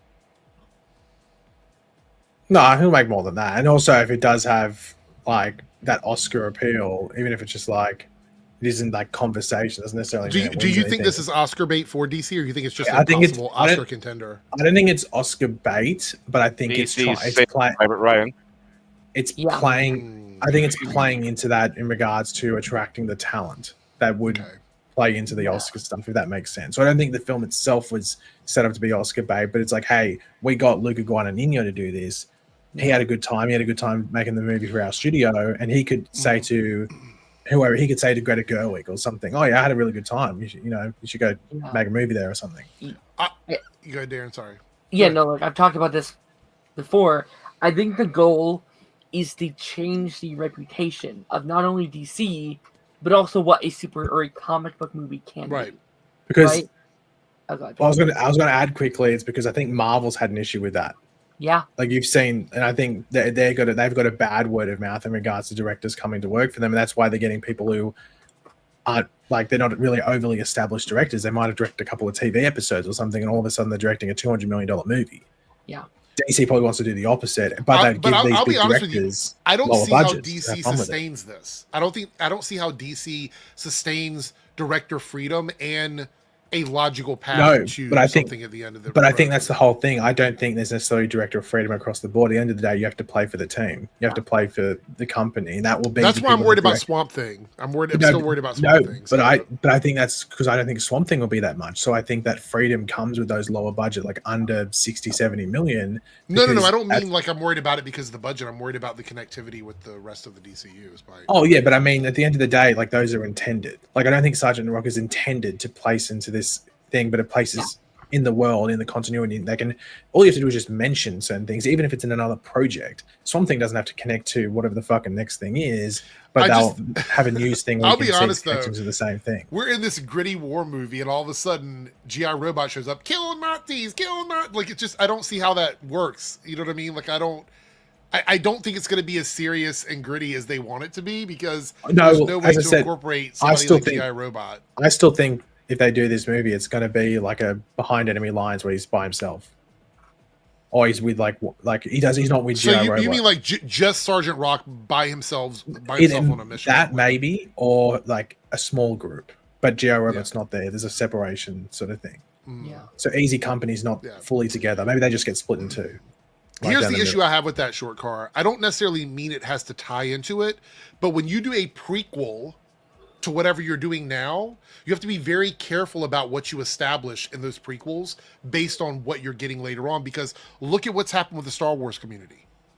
Yeah, but I think that's completely different but I think that's completely different. Well, no, because that's what he said. He said he's copying the Star Wars formula. Yeah, but where the things that play around and stuff like that, but those Star Wars things tie more heavily into each other. This would be like very much its own thing in that universe. Set in the second. We're gonna have to wait when they start releasing the footage or whatever. I'm nervous about this because I do understand like what you and Darren are saying about them trying to sort of make sure that they're doing projects that don't feel like a cookie cutter, superhero movie or whatever. I totally understand that, but I don't see how they can include this, or why even bother to include it in the DCU if you're not going to carry something over from it. Like make it its own thing. If it was its own separate movie in the DC Elseworlds universe, I'd be like, yeah, go for it. I want to see what you're going to do with it. But the fact that you're saying it's going to be connected to something that I'm supposed to invest time in, I'm a little bit concerned about what this is going to mean for the rest of the films. You think they throw in like JSA or something to like do something with it? That maybe, I don't know, maybe. Oh, it'd be really cool if they did like 7 Soldiers of Victory or something like that. That would be fun. But I just don't see from the I don't think that'd be in this script. There could be like a reference to it. Maybe like another person came through. Do you think this movie could turn over in a short amount of time? Like if they got the script done, do you think Oh, they could film it in a very yeah. short Like time? war movies film in like 2 months at the most. And that's like if you have bad conditions that like push you back. Like it could be done in 6 weeks, like of actual filming. Yeah. All right. I want to say we are at the hour mark and we are 3 out of 10 super chats, you guys. So just be mindful of that. If you want anything that's on that list, you can go ahead and donate now, and I do appreciate it. All right, Teen Titans is officially in active development. All these like industry terms. So greenlit, post-production, pre-production, active development. It's just so many different things. Briefly described as a group of young superheroes, including Nightwing, Cyborg. Cyborg is going to be on Teen Titans, so they're actually putting him on the Teen Titans. I'm okay with that. Yeah. The aforementioned Starfire. It was something that Anna was really impassioned about, and she turned over and did an amazing script for us. So there's a script. Okay. She's fiddling with that now, but it's definitely not a finished script. So it's basically a early stages screenplay script of what they're going to be doing. It'll be greenlit by Comic-Con. It'll be greenlit by Comic-Con for sure. Yeah. So what do we think about this, Darren? Go ahead. I have 2 thoughts. For one, I do think it's my most anticipated DCU project because I love this lineup of characters like Nightwing, Wally, Raven. Like I love this like selection inside of the DC universe. It's also my most concerning one. Okay. Because I think doing a Teen Titans movie before Batman, that's an interesting choice.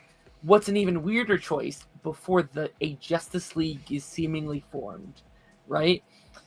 Having Teen Titans as an established group normally not building into something, not trying to aspire to be the Justice League is a little weird, right? Yeah. Like I feel like it's normally like, okay, that's their team, and now we have to do our own thing to separate ourselves from them a little bit.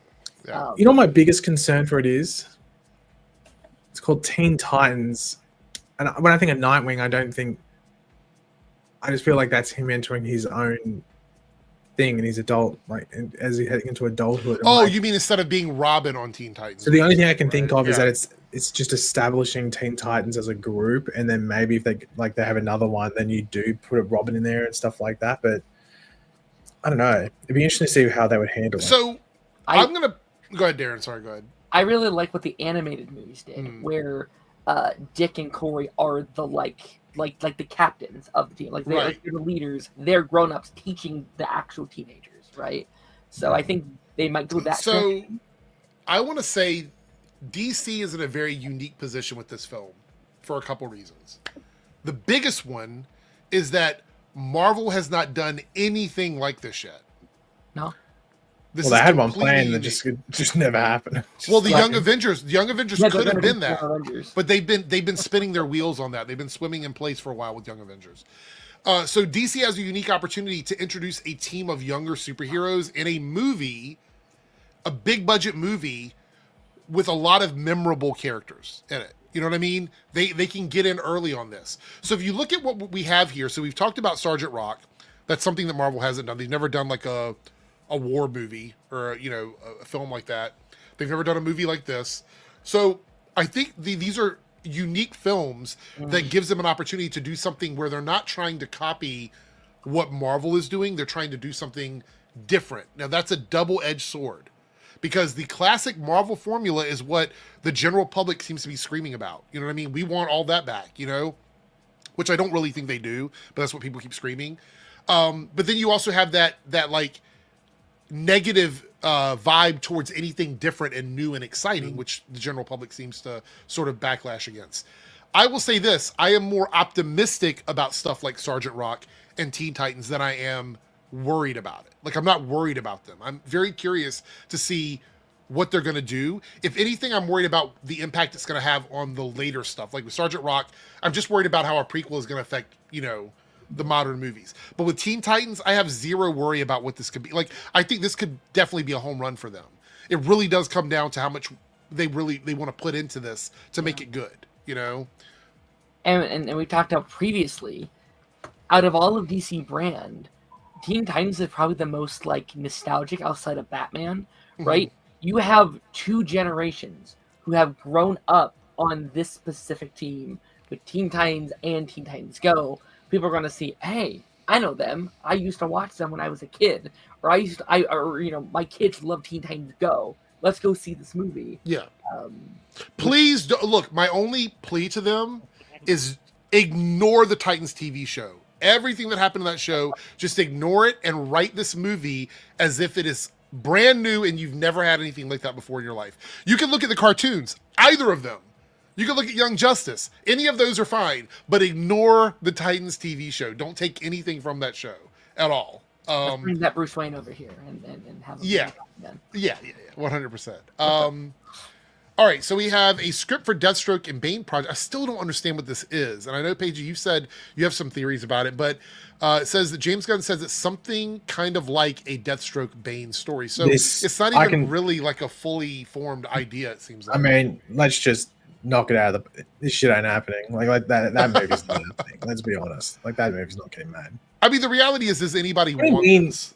Like, does anybody it's want this something movie? kind of like a Deathstroke? What do you mean? It's called Death. What the fuck does that? What kind of quote is that? Yeah, it's something kind of like a Deathstroke / Bane story. What? Yeah, a Deathstroke and Bane project is kind of like a Deathstroke. I don't mind either one of these characters being in the DCU. I don't know why they would be in a movie together. That's the part that confuses me. I think this was just one where someone came and pitched it, and they went, "Okay, yeah, go have fun writing it," or something like that. Yeah. I mean, I don't think it's going to be a Bane and Deathstroke project. I think it's a project that features them in it. Probably not a Suicide Squad, but something like a Suicide Squad, right? Like something like it. What are we, some kind of Suicide Squad? Yeah. There's bad news. I have to go like pretty much in like a minute. Okay. But I will give my fave movies because I wrote them down. I'm not going to put them away. it. So my 5 favorite movies of all time. Oh yeah. In no particular order. Rear Window. Once Upon a Time in Hollywood. Okay.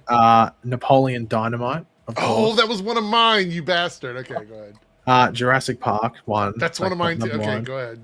And my final one is Jaws. That's my. Oh, that's a good one. I didn't pick that one. That's a good one. Yeah, that's my top 5 movies of all time. All right. So I'll have to watch the stream on playback and see what everyone else's were. Yeah, we're gonna do it at the very end. I know Eric's Smurfs 1. Smurfs 2. It's definitely not Smurfs. Smurfs the 1980s psychedelic experience with smell-o-vision. Anyway, all right, we'll catch you later. I'll talk to you later on. Right. All right, let's continue on here. All right, so the Paradise Lost remains in active development. So how do we feel about this? Because I'm a little nervous about it. Like, nervous in the way that I want it to be really good because I think there's a lot of potential, but also like, what the fuck are we doing? Thoughts on this one? So I feel like I've been such an asshole on this project because out of all the DCU projects, this is my least anticipated. Okay. Mainly because it's like what they describe, like they described it as like DC's Game of Thrones, and as much as I like Game of Thrones, I don't typically like shows like that, right? Like that's not the type of show. Do you mean like high fantasy stuff? Yeah, like that's not typically my demographic of show that I go into. And also, when this was announced, it's really funny because we've been watching shows like this for years where it's like, oh, a show based on an IP that we love without the feature character that you love. Right, Gotham, Krypton, Smallville, all those kind of things. Gotham Knights. Gotham Knights, Batwoman. Again, I love those shows. They're great. But when we're heading into when DC has full control of their roster of characters, it is a little frustrating still feeling like we still are having these type of projects, right? Right. And not to say it'll be bad. Once we get it, I'll probably be very hyped. But right now, without a cast, without a plot, without anything, I'm not excited. I'm very just like... So it's a no from you, dog, basically, is what you're saying? I'll watch it, but I'm not excited. Yeah. What about you, Darth? Because, Darth, I think you like high fantasy stuff, right? Like, that's kind of your thing, or... I really do, but I'm not interested in this, honestly. Wow, 2 for 3 years, not interested. Okay. And the stuff that we got from Cersei in Creature Commandos has not made me any more interested. All right, fair enough.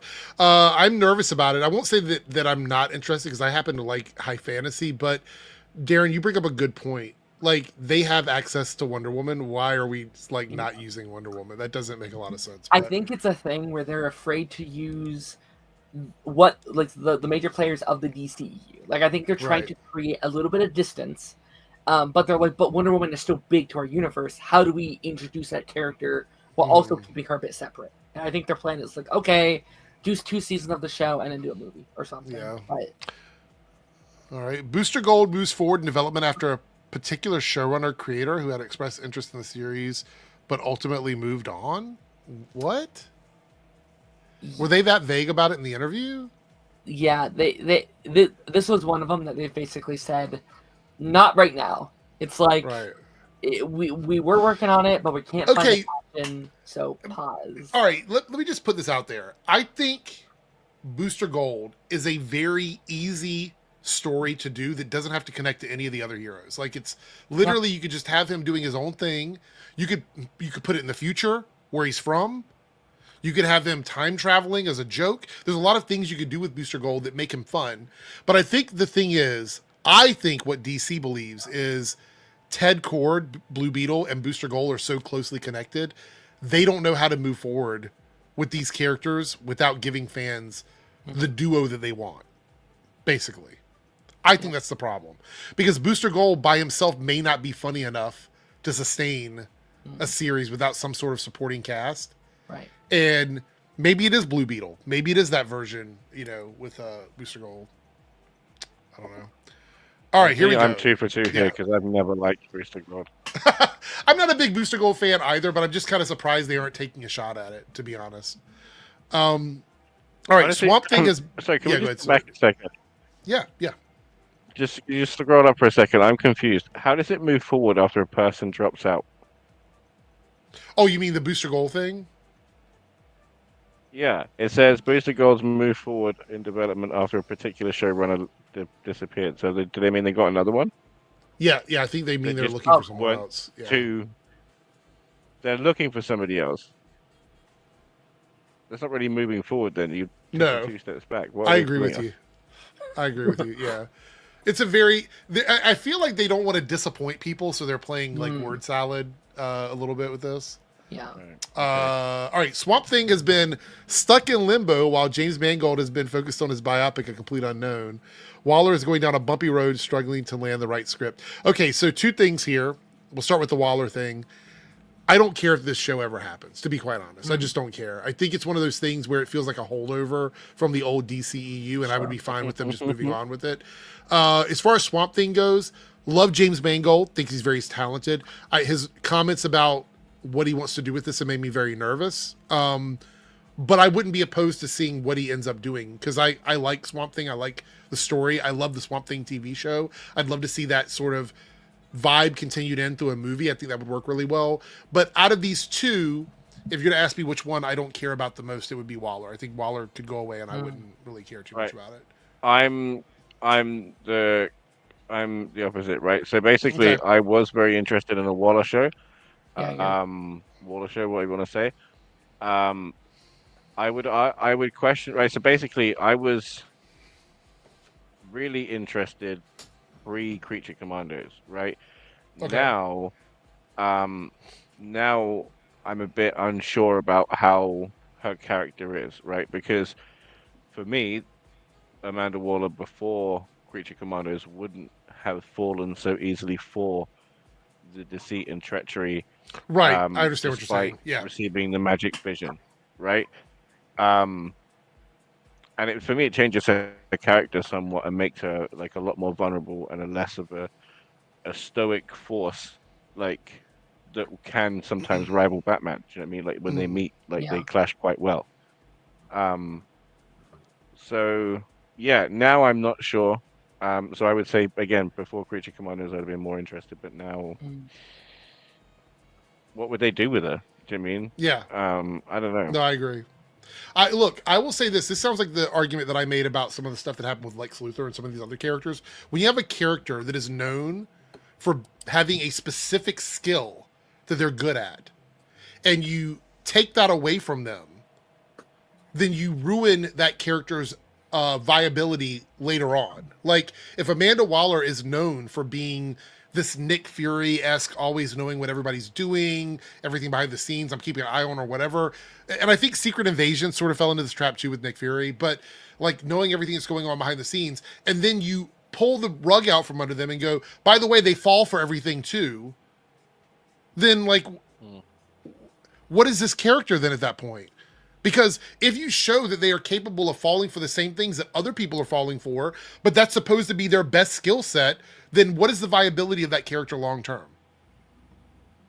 That's one of my complaints about it. And the same thing I think happened with Secret Invasion and Nick Fury, where all that stuff was going on behind his back and he didn't know about it. And this is a character that their job is to know about everything.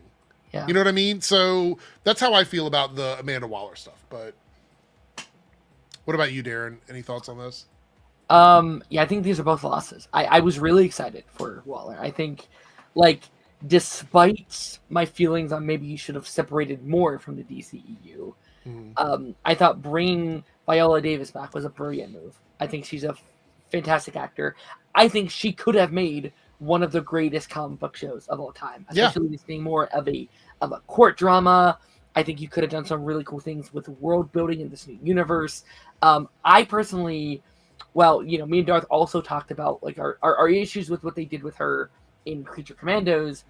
I actually think that puts her in a very interesting spot as well, because like someone whose main job is to protect the world, she failed so badly.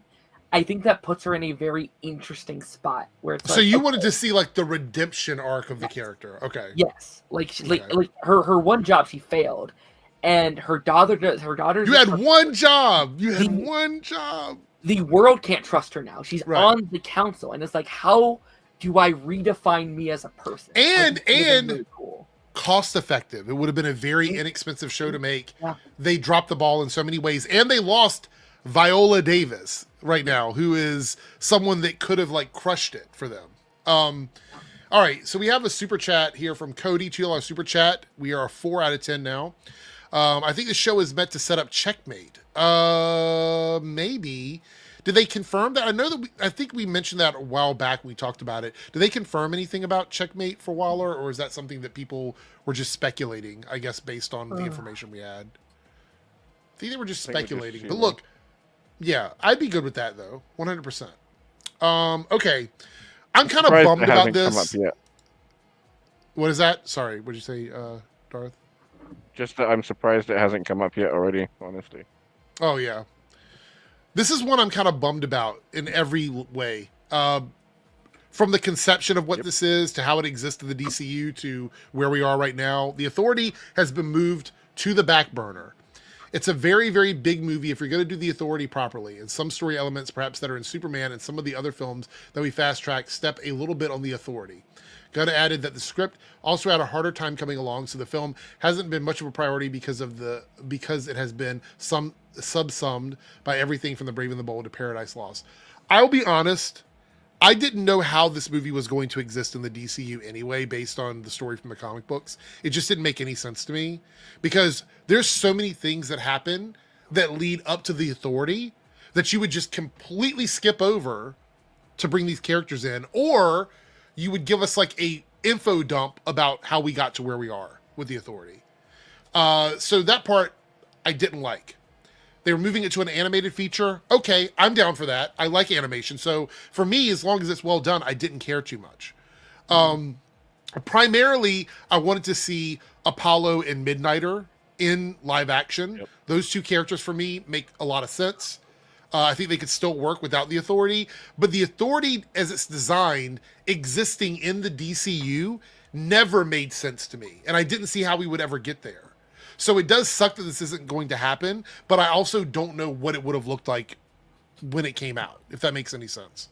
Does anybody have any feelings about this, or? Yeah, I mean, I don't know the Authority very well, right? Like, they're not a group of characters I know, but I was excited to get to know them, right? As a very casual audience to these characters, cool, introduce that to me. I also thought it was a very risky project for movie 2, right? It was pitched as the second movie in this universe, and I said, that's a risk, especially seemingly would have been an expensive movie. It doesn't seem like it would have been a cheap movie. Well, it's like a Justice League movie. It's basically a bunch of characters with power. So I say putting it on back burner is probably smart. Define your fandom, grow an audience, grow a loyalty, and then maybe in 3 to 5 years, repitch it. Be like, okay, let's try this again. Let's give this another go. What were you gonna say, Darth? You have comments on those? About Authority. And just that I really enjoyed when James Gunn showed everybody what the Authority was. I was completely new to it, and I too was very much looking forward to Midnight and Apollo. Interesting that they're making animation. That's fine. I still want it live action. Yeah, because again, I think me too. Those characters are important. But but what they could have done, right? Because of the whole Flashpoint thing, is they could have set this as a trilogy, right? And they could have had the whole thing with the Britons and everything else, and then they could have like used the millennial, I forget what it is, right? But like that person could have like crossed over in some fashion, and like came over as like what Silver Surfer is to Galactus. Yeah, a herald, right? Could have come over as a herald to this universe, and we could have come and seen the whole DC universe as aliens to it too. Do you know what I mean? Yeah. Instead of no, I get that. Coming, that would have been really good and really easy to do. But I don't think it takes. So I mean, we should be in the creative room.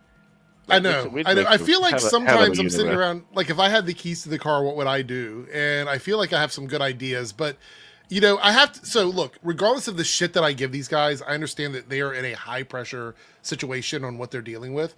But a lot of it seems so simple to me that I just don't totally understand why some of it's hard. Like the Blade movie. Why is the Blade movie so difficult to make? That's what I want to know. Anyway, so Gunn says they mapped out a 6-year plan that tells a wider story, resulting in a project akin to Marvel Studios' Avenger films. It's weird that he's saying that because initially he was saying that's not what they were doing. So this feels like him shifting direction on what they had planned on doing. Okay. Though each individual project works as its own thing. It isn't like they're chapters of an overall story. They're characters that are all part of an overall story. So again, it's like actual comic book storytelling, which is fine. I don't really have an issue with that. So, do you think then they're gonna do like kind of like What If did, and they're gonna have like 4 or 5 projects, and then that have like almost zero connectivity, and then all of a sudden everybody's there at the end miraculously? I don't know. I don't really want that, to be honest. I think that part of the issue with What If is they didn't commit until the very last second to what they were doing, and I think that was an issue. I think What If should have been its own like thing, if that makes any sense. But I still feel like thanks, Darren. I see what you sent over. I feel like What If could have just stayed anthologies. That's my personal opinion. I don't think it needed to be like a big thing each season. Look, a good example of what If could be is Friendly Neighborhood Spider-Man.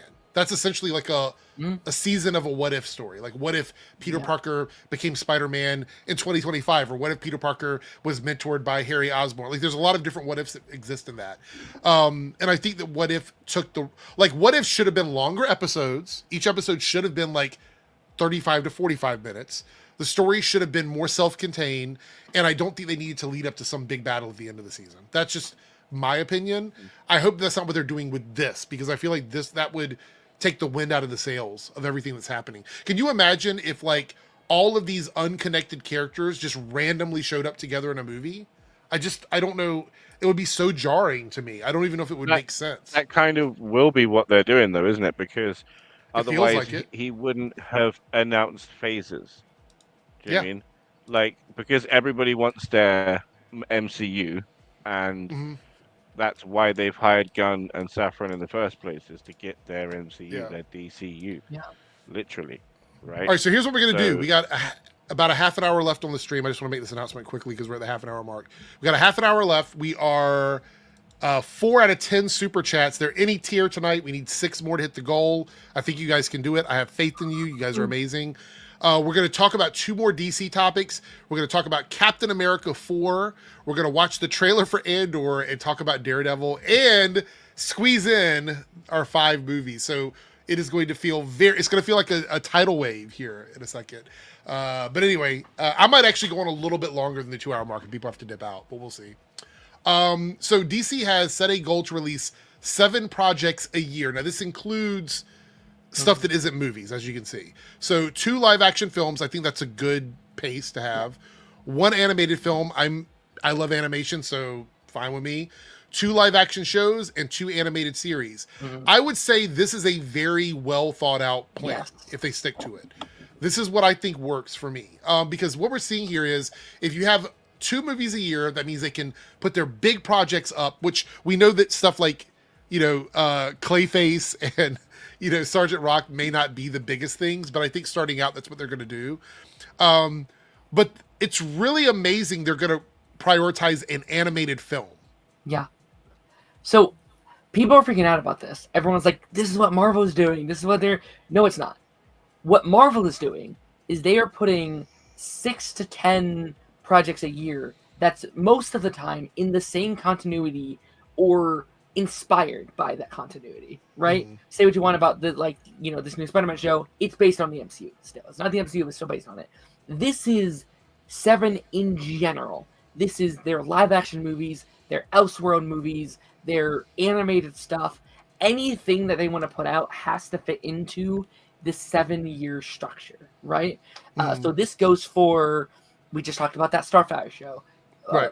My Adventures, it will fall under this. That Green Lantern show and all these shows, they all have to fit into this plan. It's not just the DCU. It's everything. A Constantine movie has to fit into one of those live action things. You can't have Constantine and 2 DCU movies. No, it's 2 in general. That's it. Right. So it's not as much as people are making it out to be. Like, that's a good goal, but that's still not like, oh my gosh, it's so much. So would you say you're a fan of this approach then? I think it's perfect. I think, again, like I would imagine this is probably 3 DCU projects a year, if I would imagine. And they can mix it up between... And the rest can be Elseworld stuff, show. right? Yes, absolutely. Darth, what about you? Thoughts on this formula? I agree with Darren. It's absolutely perfect. And you can fit it in exactly however you want. This is the last bit of DC news here. A series of crypto shorts are in the work at DC. Now, does this come out before or after Superman? Do we know? Before. I imagine. Before? I don't know, but I'm imagining before. Okay. It's the only way to hype it up the movie before, to get you interested. Because, like crypto is another one that's, quite divisive. I mean, because everybody has their own favorite breed of dog and thinks what crypto should look like. And this poor little puppy is probably going to get some it's not my crypto. So having some little shorts of him saving the day, peeing on fire hydrants and, the like, will endear him to everybody. Okay. To him. I mean, look, I'm good with this. I don't have an issue with crypto. I'm fine with this. This is fine. You know what would be kind of fun? I like him. He's cute. If they went the route that Pixar used to do, where they used to have a Pixar short in front of their movies. It'd be funny if in front of every DC movie they had a little crypto short, oh my god, that would be so cool, wouldn't it? And then you get the story continues on through each movie or something like that. That would be a lot of fun. Just you're watching Clayface and there's a little crypto short at the start of the movie. All right. So we are going to talk about Captain America: Brave New World. Now, I have a lot to say about this, not just this movie, but kind of where we are. And I think this is a good through line from the DC stuff. So Captain America Brave New World brought in or had a 68.3% drop from last week down to 28.2 million, which brings its 10-day total in the domestic numbers to 141.2 million, which I believe worldwide that makes it close to 300 million. So it's about 120 million away from the quote unquote break even number that people were saying. I don't know if it's going to make it. It doesn't really matter. I want to reiterate that I don't care about my love of a movie doesn't have anything to do with how much money the movie makes or how much it doesn't make. I don't give a shit about that. But I hope it does reach its goal because I think that it's a good movie. I think it's getting a lot of unwarranted hate, obviously online. Darren, you got to see it finally. Darth, have you had a chance to see it or no? I have. I loved it. Okay. So my thing is, I feel like there's something else happening here, because here's the thing. Even though it had a 68.3% drop, it was still the #1 movie in theaters. Yeah. Which means people weren't choosing to see something else. They just were choosing not to go to the movies at all. Yeah. So, yeah, go ahead, Darren. No, I mean, I think this is what we were talking about a couple weeks ago, where it's like everyone that wanted to see this movie saw it week 1, right? All the hardcore Marvel fans who was excited about this saw this because it had a great opening weekend. Yeah, and they just didn't go the second week. And Right. This movie, say what you will about it, it doesn't have, in my opinion, a great rewatchable factor. I'd argue. Right. Like there's not a lot, like, oh, I have to see that again on like the big screen. It's like, yeah, it's a movie. It came out. It's whatever. And again, like I think everyone who is going to have seen it. So I hope it makes a little bit more, because my only fear, and I know you just said like the box office doesn't matter, and you're right to an extent. But if it doesn't make its budget back, I am afraid about the future of Sam as because here's the deal: the MCU is going to keep kicking along. What they will do is they will just shift focus to more bankable characters, things that they know they can make money on. So what will happen is, because we know for a fact that we have Secret Wars right around the corner, and we're going to get that soft reboot. It's going to happen, and this was Sam's almost his only shot at sticking around. Because we're not going to get another movie with him as the main character in it between now and, Doomsday and then Secret Wars. So that's a bigger issue. But also it makes me wonder, and we'll have to keep an eye on like Superman and then Thunderbolts and all these other movies. Our audience is going, hey, we know that we don't have to go see it that first weekend, right? It's going to be on streaming in 4 weeks. Do they have to rush out and see it? Has that permeated culture so much now that they're not going and seeing anything on the second weekend? Because, again, this was still #1. This was still the #1 movie. So it wasn't like they said, we're going to go see something else and we're going to go put our money there. They just said, we're not going to the movies at all. Plus, Captain America was arguably alone for his first movie for half of it, mostly, and then he was with Black Widow in the second one, and the whole team in the third one. So yeah, it's not like he spent any time alone in the movie either. Yeah, I would say though that the issue with this is the first time we've seen this in the MCU, which is an official title being properly passed on to another character. Yeah. Because we did get Jane, but Jane was in a movie with Thor. So it wasn't like it was her by herself. It was Thor. And that movie went on to make almost 800 million, I think, or maybe more than 800 million. It was like up there. So that movie went on to do really well. So this is a movie where you have Sam in as Captain America. You have a new Falcon. You have Red Hulk in there. Harrison Ford. Maybe he's not the box office draw that people thought he was, because he didn't even bring people out. Internationally, I think over in your part of the world, Darth, Bridget Jones ended up doing really well over there and breaking records. Like, that always will. That always will. Yeah, always will. So the thing about it is, like, over here specifically, people are choosing not to go to the movies. I think it's a combination of factors. And to see how that plays out for the rest of this year, we also have to remember, and I know this is, people don't want to talk politics. I get it, right? But we are in a situation now where a lot of people are losing their jobs. There's a lot of people in the United States that are losing their jobs. And the first thing people stop spending money on when they're worried about like being able to pay their bills? Entertainment. Yeah.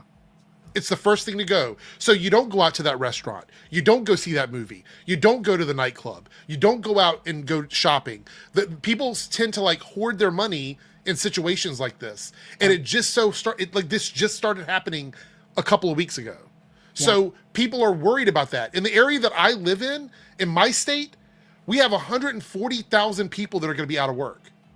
So you look at that and you say, how many of those people have families?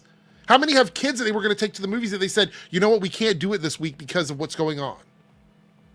Not to mention, inflation is crazy for everybody right now. So what we're going to have to keep an eye on is what happens to movies the rest of the year. Is this a trend of what's going to be cut? Are people going to go, I can spend $20 to rent it at home for my family of 5, or I can go to the theaters and pay $15 a ticket for each family member? You know what I mean? I went, for my viewing of this, I got like a Milk Duds, and I was like, what, $4 or $5? It was almost $8 for one thing of Milk Duds. I couldn't believe it. Jesus Christ. So it's going to be interesting to see. But I think another thing is I see a lot of people complaining about. Actually, there's a tweet. I want to bring it up here. Let me find it quickly. Can I also just say, while you're finding this, is this, out of probably every other MC movie, is the biggest example of the, previously on the MCU, right? It does feel like a episode of a MCU TV show. I agree with that. And this is a movie. Casual audiences, I don't think, will go see this movie. They just won't. You have to have been here through all the Captain America movies, through that TV show, through all these things. You just simply won't care about Sam as a character unless you are an MCU fan. And that is not as popular as it once was. Well, I also want to say, and this is from Kojima, from Metal Gear fame here, posted this tweet. There's a lot of conversations about this tweet. No disrespect to him. He's amazing. He's an amazing creator, right? But this tweet encapsulates what is wrong with film criticism at the moment. And I'm going to tell you why, okay? So he says, I watched Captain America Brave New World in IMAX. Okay, cool. You went out, you got your ticket. Thanks for doing that. Yeah. I vaguely remember Sam receiving the shield in Endgame. Vaguely? I'm going to say, if that's a vague memory, I'm going to call shenanigans on that one. I think that's probably, we can watch the scene. It's a pretty big deal. The scene is a pretty big deal. Sure.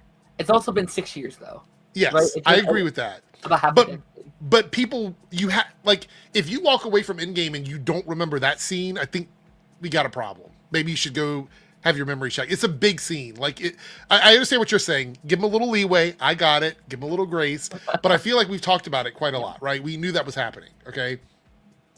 But when did he officially become Cap? So I think that the implication of the shield passing in Endgame and where we pick up in this movie is enough for you to understand how all of it happened. You don't need all the extra stuff, honestly. You don't, right?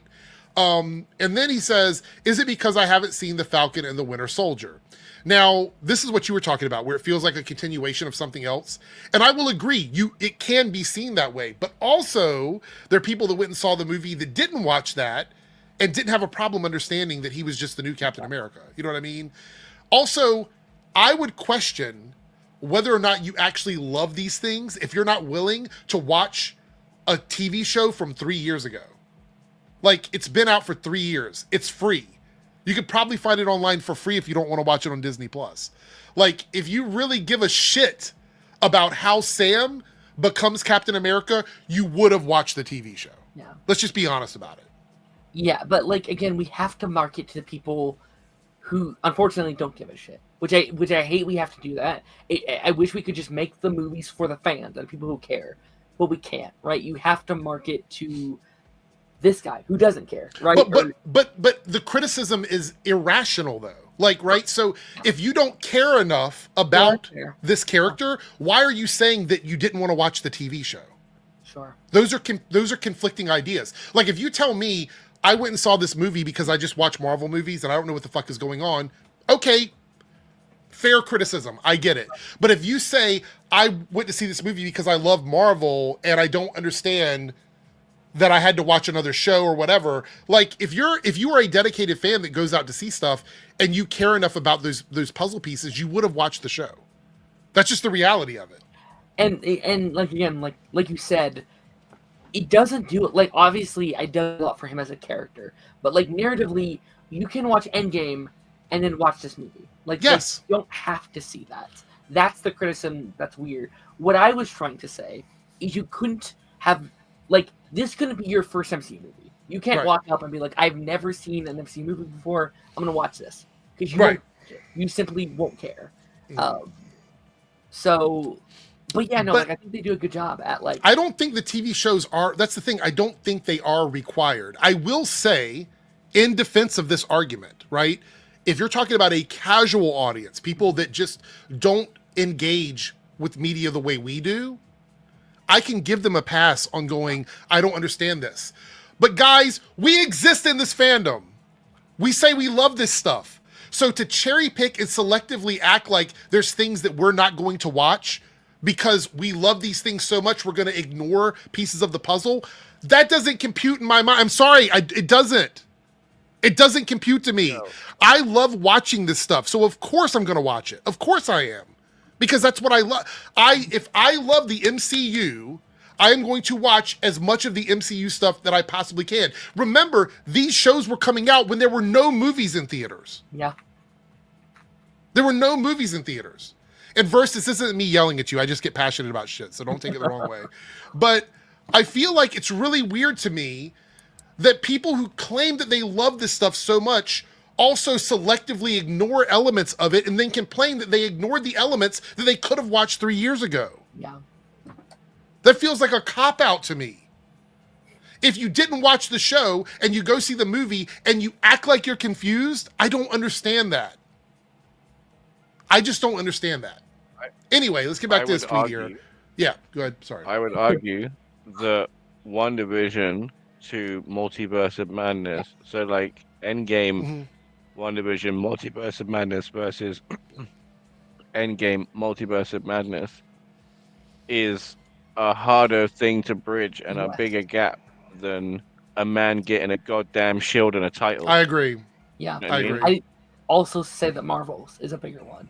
It's like, you can see the Marvels, but you won't care unless you've seen this Marvel. The Marvels was, to me, if we talk about the idea that you have to do quote unquote homework, we'll get to that in a second. You have to do homework to watch something. I would say the Marvels is probably the biggest of that, like of that era of type of media.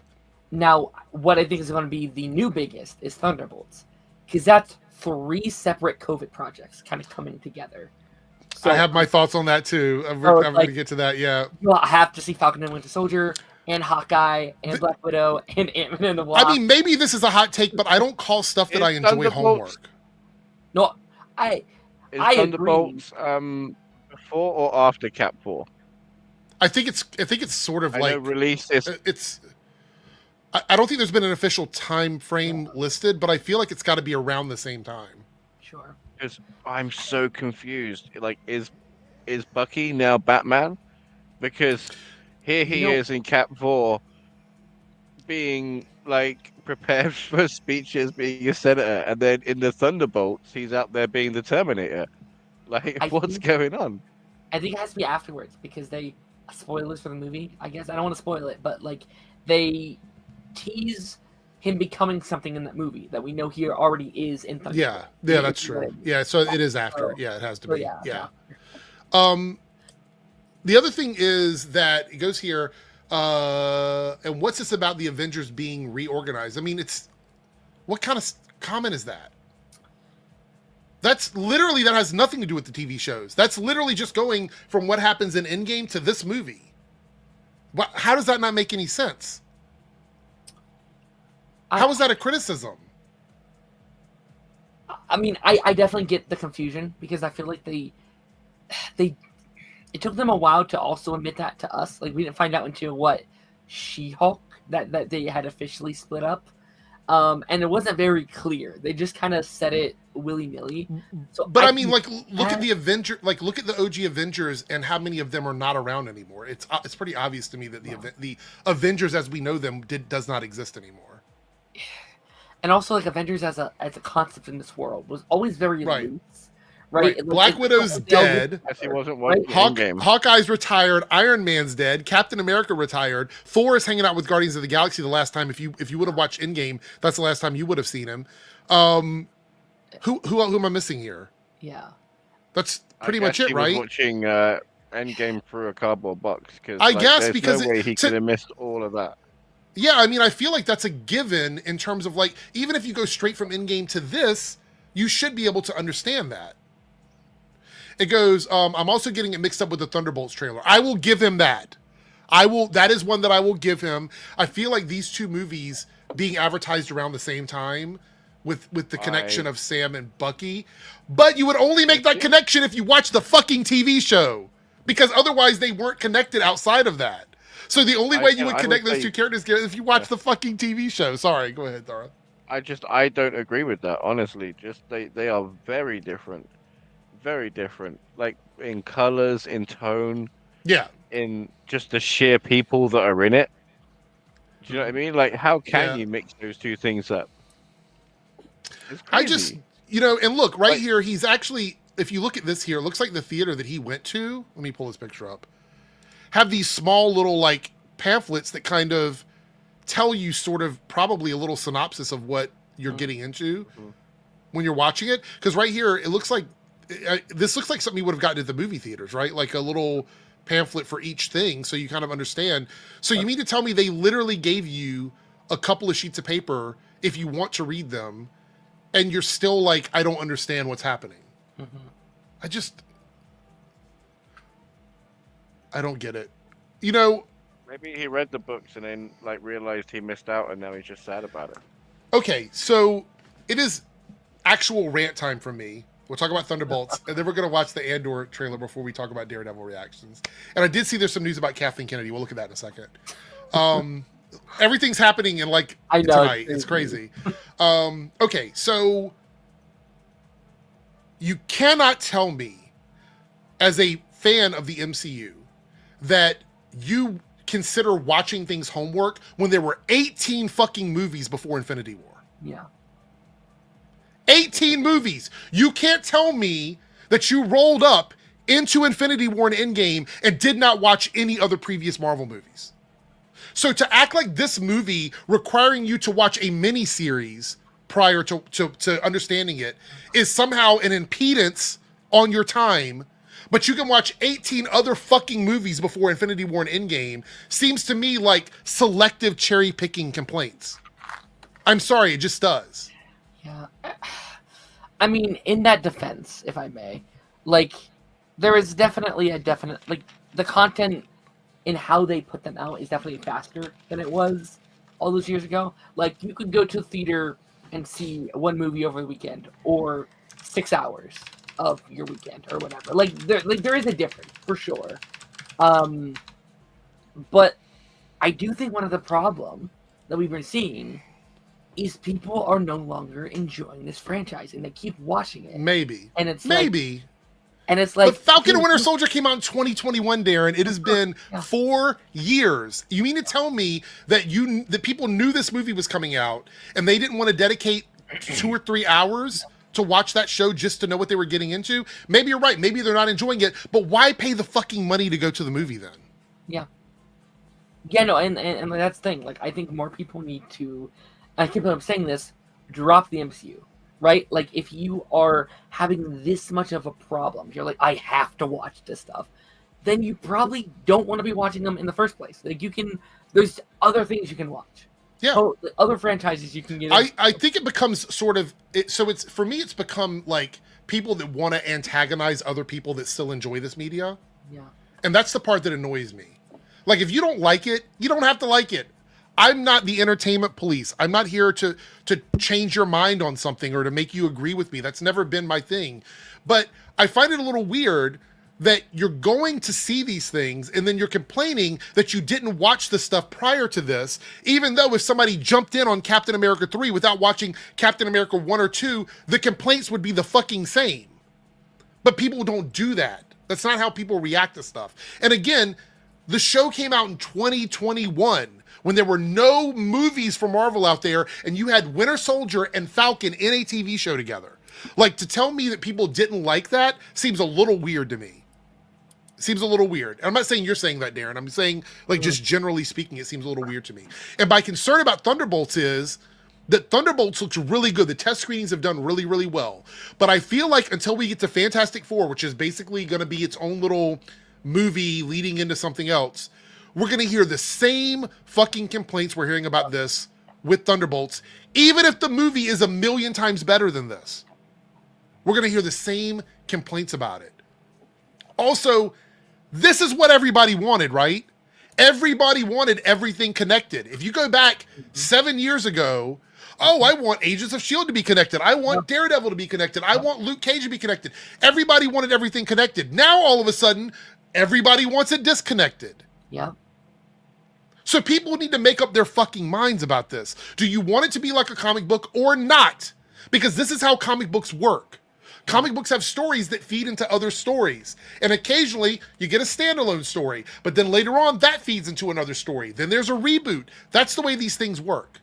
So I think what we're going to see is, moving forward, depending on what happens with the rest of the movies prior to like Doomsday and Secret Wars, is we might see Marvel go, you know what?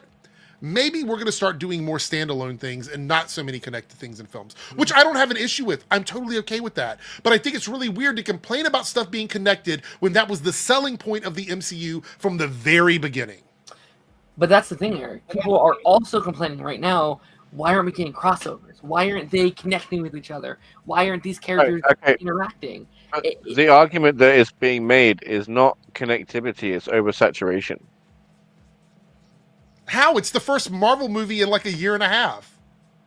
No, I'm talking MCU about hasn't had in a movie general. since the end of 2023. I'm saying in general. Like it's not the it's all connected. It's the fact that like how much of it is connected. But that was the whole point of them taking a break, though, was to give people a break from all of this. Yeah, yeah, but a break is not necessarily a break to do your homework.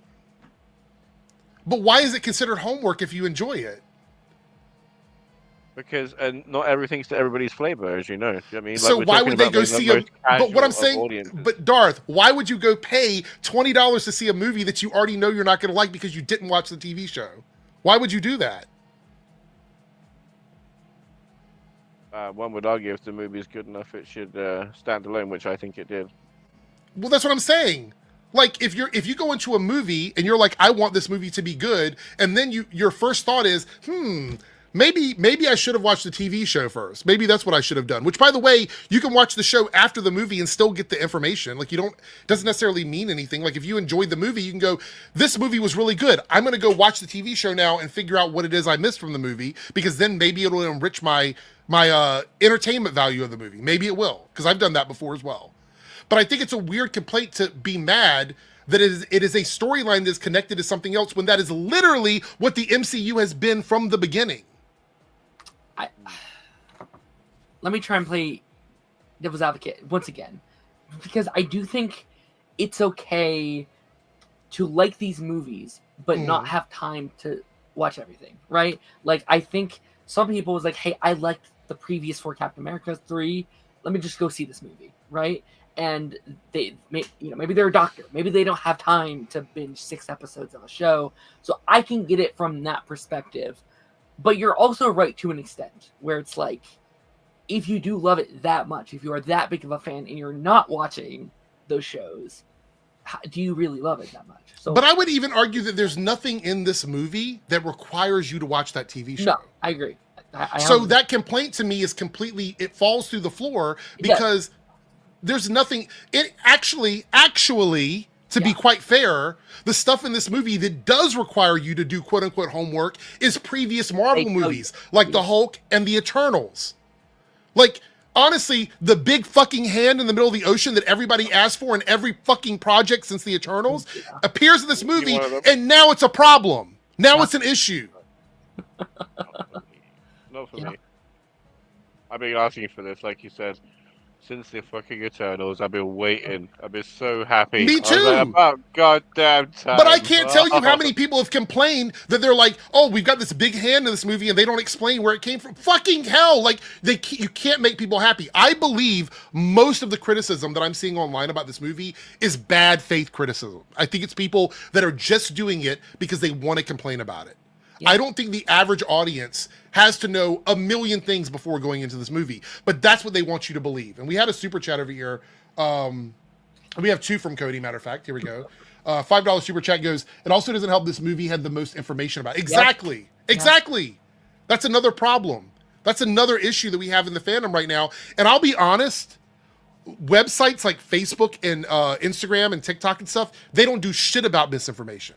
No. It just sits there forever. It just sits there. And then you have issues with like, oh, it was reshot 20 times. No, it wasn't. Actually, some of the actors have come out now and said that it wasn't reshot 20 times.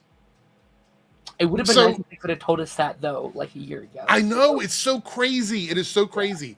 You're absolutely right. Now, Cody says, this is also canonically set 2 to 3 years after the Falcon and the Winter Soldier. Sam has been capped in between all of this. Yeah. Well, I think at the beginning, you kind of see that he's still like, he's getting into the groove of being Captain America. You know, the only thing that you might see in the movie that I think might have required some prior knowledge is maybe the Falcon, like him being Falcon or whatever, the new Falcon, you know, Joaquin being that character. But even that, you kind of understand it's his new sidekick and that's the guy that he's working with. Like, it makes sense from that context. But look, if you want to think of it as a continuation of all of that, that's fine, because I still don't have a problem with that either.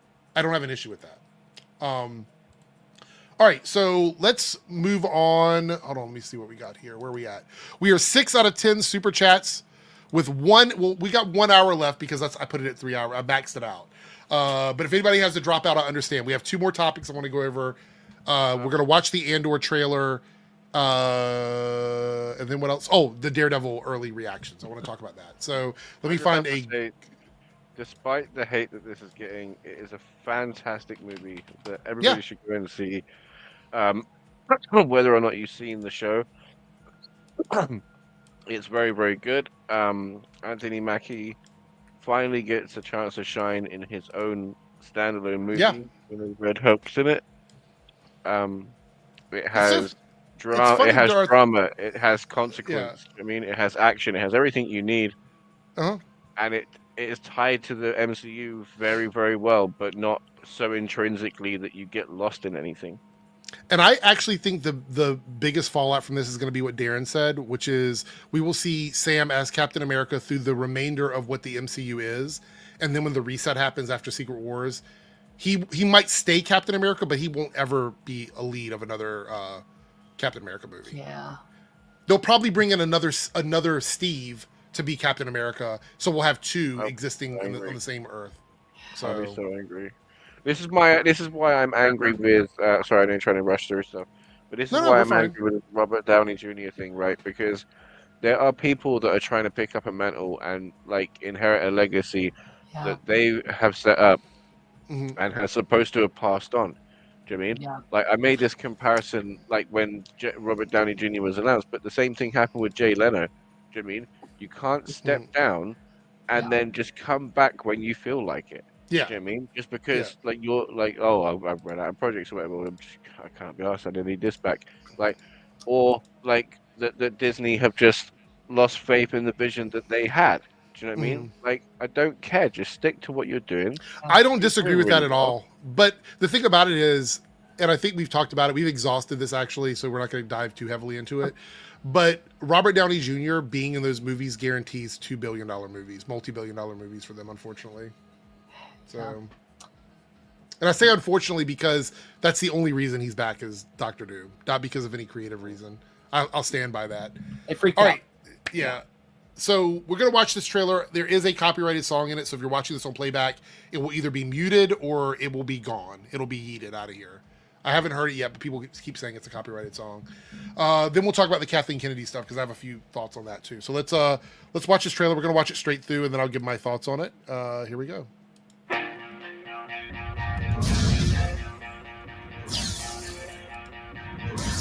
We're in a war. You want to fight? Or you want to win?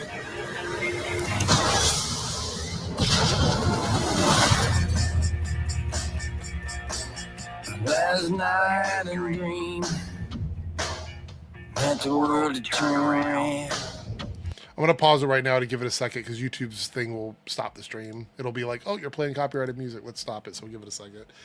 So far, I will say that the music is taking away the vibe of the first season, in my opinion. Because the first season was very like thriller, spy, espionage, and this feels very different from that. But is it the same showrunner?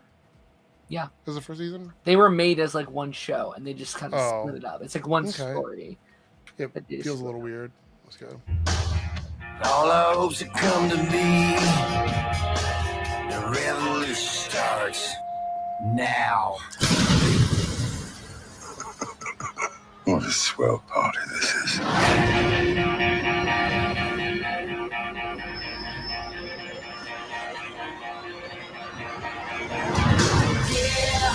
the revolution starts now.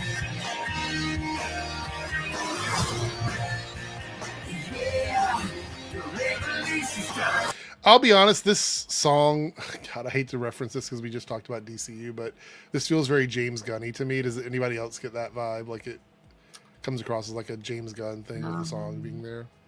Is it just me? Maybe a little. The music's not really playing for me. Oh, it's not playing? Not really. Not making it through. Oh, maybe is it lagging for Darth then, I guess? Yeah, a little bit. All right.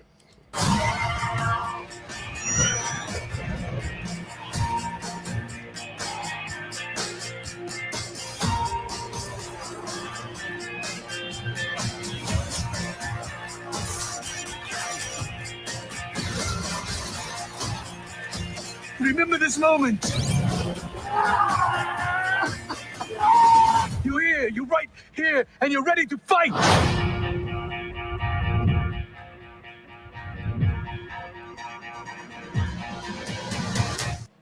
All right. So sorry to Darth here, I guess, or watch it.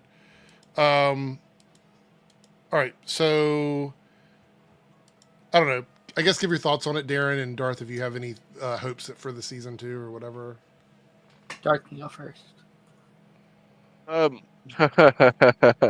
Well, season 1 was a good season. I don't feel like it was needed per se. Do you know what I mean? It was a kind of add-on from Rogue One as a kind of exposition dump almost. Do you know what I mean? Mm-hmm. So, and I don't feel like season 2 was fully needed. I think season 1 tied it off well enough, and I enjoyed it. I really did enjoy it. So it's kind of interesting to see if this would just kind of feel superfluous or redundant in storytelling. Do you know what I mean? And just there because it done well and it'll make money. I feel that way about Shogun season 2. Do you know what I mean? Because I really, really enjoyed season 1, but again, it tied up well enough. Yeah. So we'll have to wait and see. It's interesting that you say that because I haven't finished the show, so I can't say. But like they designed it as a part 1 and a part 2 story. Like they filmed it at the same time. It wasn't like, oh, this did well, so we're doing a second season. To the opposite, actually, it didn't do well, and they're like, but we already have the season, so we have to put it out. So that's interesting to hear you say that part 1 seemed like a good enough ending that they could have just left it is interesting. That's how I felt anyway. Yeah. Well, I'm very hopeful for this. I enjoyed the first season, so I'm thinking this is going to be good. The good news about this, though, is I feel like it doesn't have that slow burn like the first half of the first season. For a lot of people, was too long to get through. I know a lot of people didn't finish watching it. This feels like it might jump right into like the action a little bit. Did you see how they're putting it out? They're putting out 3 episodes a week for 4 weeks. So it's going to be 12 episodes in the course of 4 weeks. Oh man, they're just really trying to get people talking at the water cooler. Yeah. It seems like they're just trying to dump it. They're like, have it. Just which is weird because the first season was so critically acclaimed. It seems a little weird.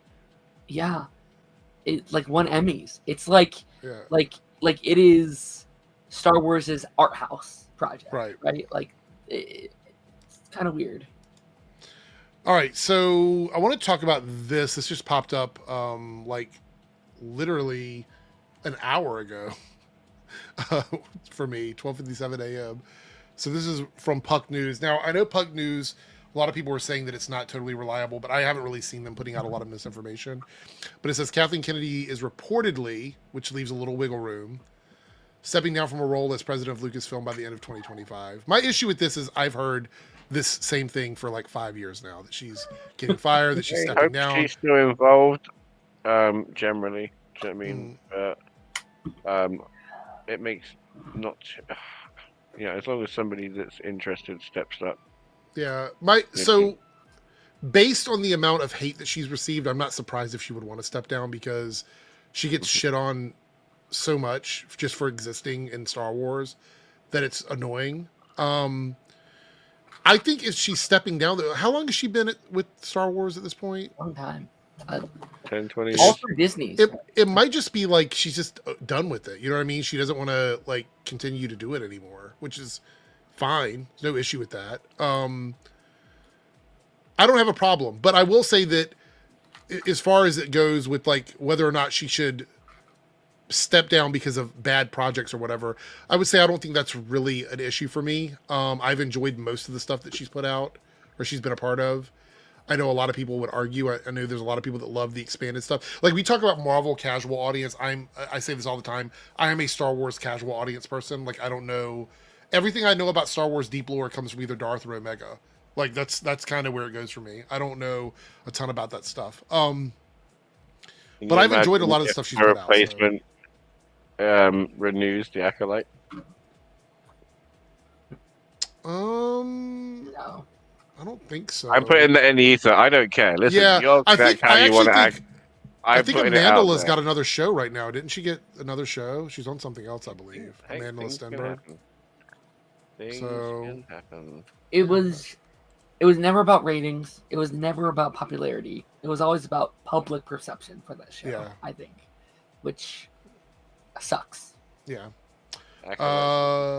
Cody, $5 super chat said, okay, each set of episodes of Andor season 2 is releasing in batches due to the fact of it time jumping every 3 episodes. So over the course of 4 weeks, we will go a year each week. That's actually really interesting. I kind of like that, to be honest. Yeah. There's just a part of me that like you have a 12 episode season of TV again. And that is exciting to me because it's like, and then it ends in 4 weeks. Yes. It's like, oh, we finally have it. It's like, it would have been cool to have a 12-week journey with the show. Yeah. Popular. No. Yeah. Thank you for the super chat, Cody. We are 7 out of 10, you guys. So we need 3 more to reach the goal. And it looks like right now the winning choice on the poll is ranking the women of the MCU. So we're going to be ranking them on how cool or how powerful or however you want to rank them is how we're going to rank them. So we'll do that. I don't want to objectify people. I'm going to be ranking on cool factor, but everybody else can rank on like if they want to rank on whatever is on them. Maybe I'm sure out of this episode. Yeah. Leave who out? AG. Oh yeah. I'm sure Omega would want to join as much as he. Let's keep him. Is into like the sexy shit. Anyway. That's the winning one. So if you want to see that being added to, by the way, the 5-hour stream is going to be, it's coming up fast. The 5-hour stream is not this Saturday, but next Saturday. So next Saturday, the 8th. It's my birthday stream. So it's going to be a lot of fun. So anything that we don't, any goals that have been unlocked that we have not done yet will be done on the 5-hour stream, just like we did last time. So 3 super chats away, you guys. We can do it. All right, I had something else pulled up here. Oh, here it goes. So this is Daredevil. This is kind of a roundup of what people are saying, like the early reactions to Daredevil Born Again. And I have to say the negatives are kind of those negatives where it's like, I can overlook that usually and stuff. So let's see what most people are saying here. Positives are bold storytelling choices. That sounds really good. Gripping writing and tone, which is something people were worried about. Strong performances. Impressive action sequences. So all of that sounds fantastic. Absolutely what I want from a Daredevil TV show. However, Some of the negatives are, we hear this all the time, sketchy CGI, which I have no idea what that means. Sketchy, does that mean sometimes it doesn't look 100% perfect? I don't really care about that. Some familiar plot beats. I'm assuming because it is a episodical type TV show, it's, you know, multiple, it's longer than most of the other stuff, so I'm guessing that's what they're going to be focusing on, like the old Daredevil stuff. Because I don't know if they mean familiar plot beats to Daredevil or to like this type of TV. I'm not sure what they mean by that. But this has me really hyped. You guys have any thoughts on this? Because it's right around the corner. We're like what is it, like 2 weeks out from this? So 1 week. 1 week. All right, it comes out the 10th, right? 1 week from today. Yeah. Right. I mean, this is exciting. I've said so much that this Black Panther 2 and Deadpool and Wolverine were the 3 most important Marvel projects to get right. Because if you went into the show and it sucked, I think you're losing a lot of faith from a lot of fans. Because this is the golden standard.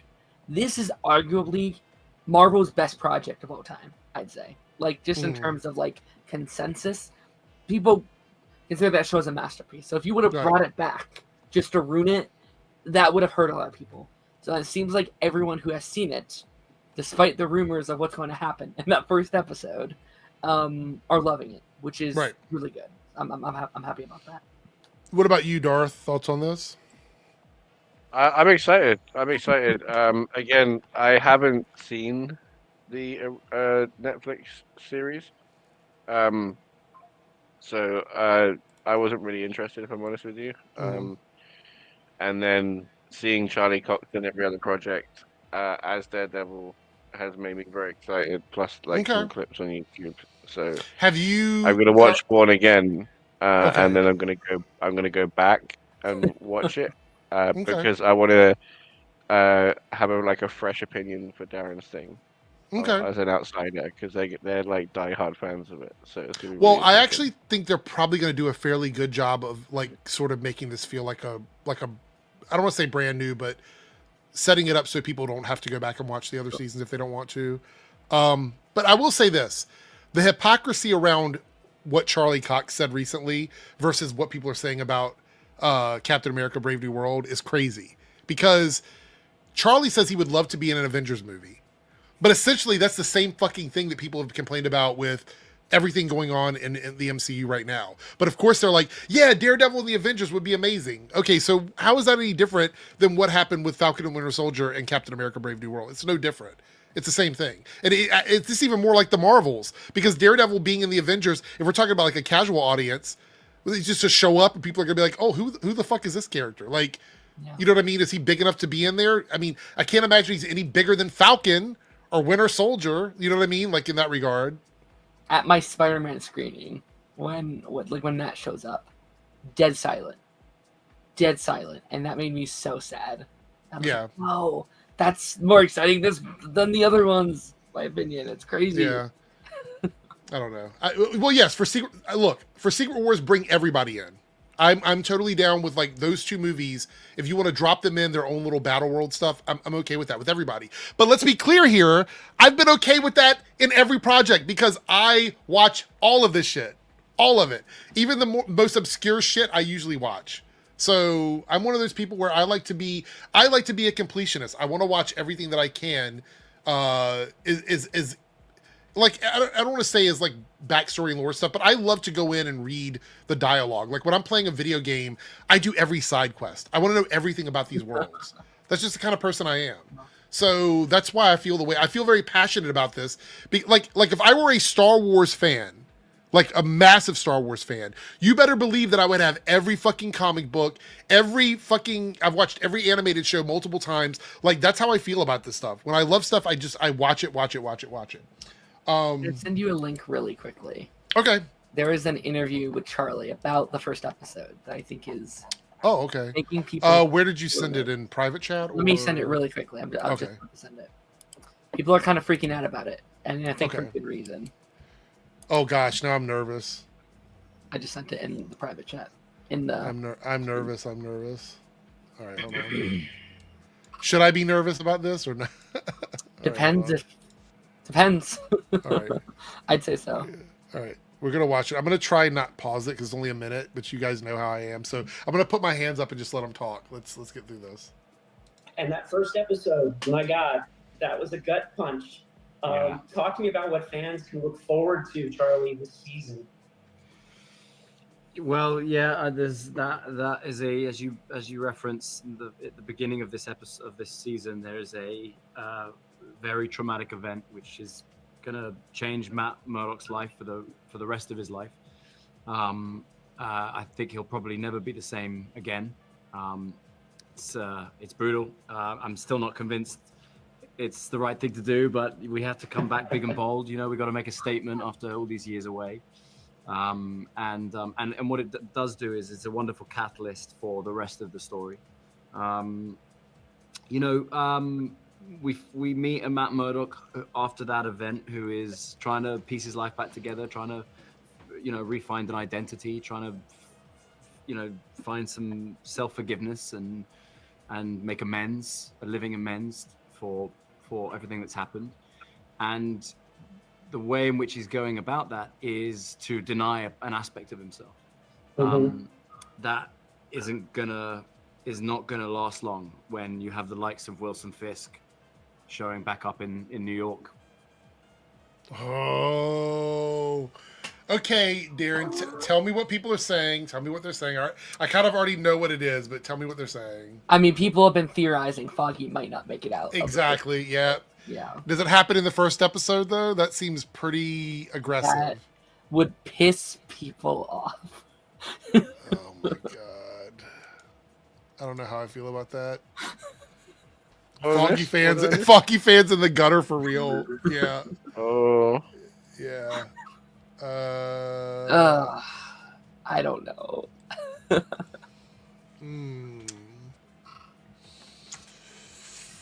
Look, Omega's already talking about it in the past tense. I loved Foggy. Oh god. Listen, I really think they're gonna bring him back after all of that just to kill him off like that?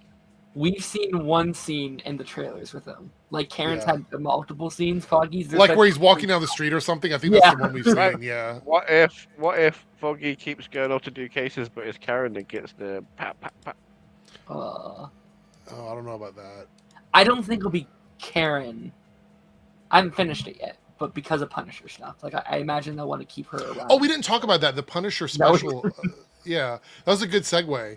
What do we think about that? The Punisher stuff. Is it like I didn't see the total? I just saw Punisher special. Do we know how long it is? Is it going to be like a 1 hour special or a 2 hour movie or a presentation? So I imagine they've normally been like 50 minutes. I think like 45, 50 minutes. So, no, I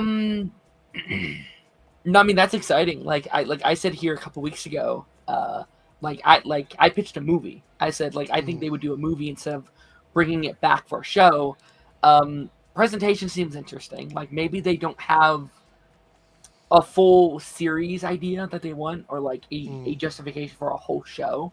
But it's like, hey, we have this really good singular idea for the character that we want to tell. Right.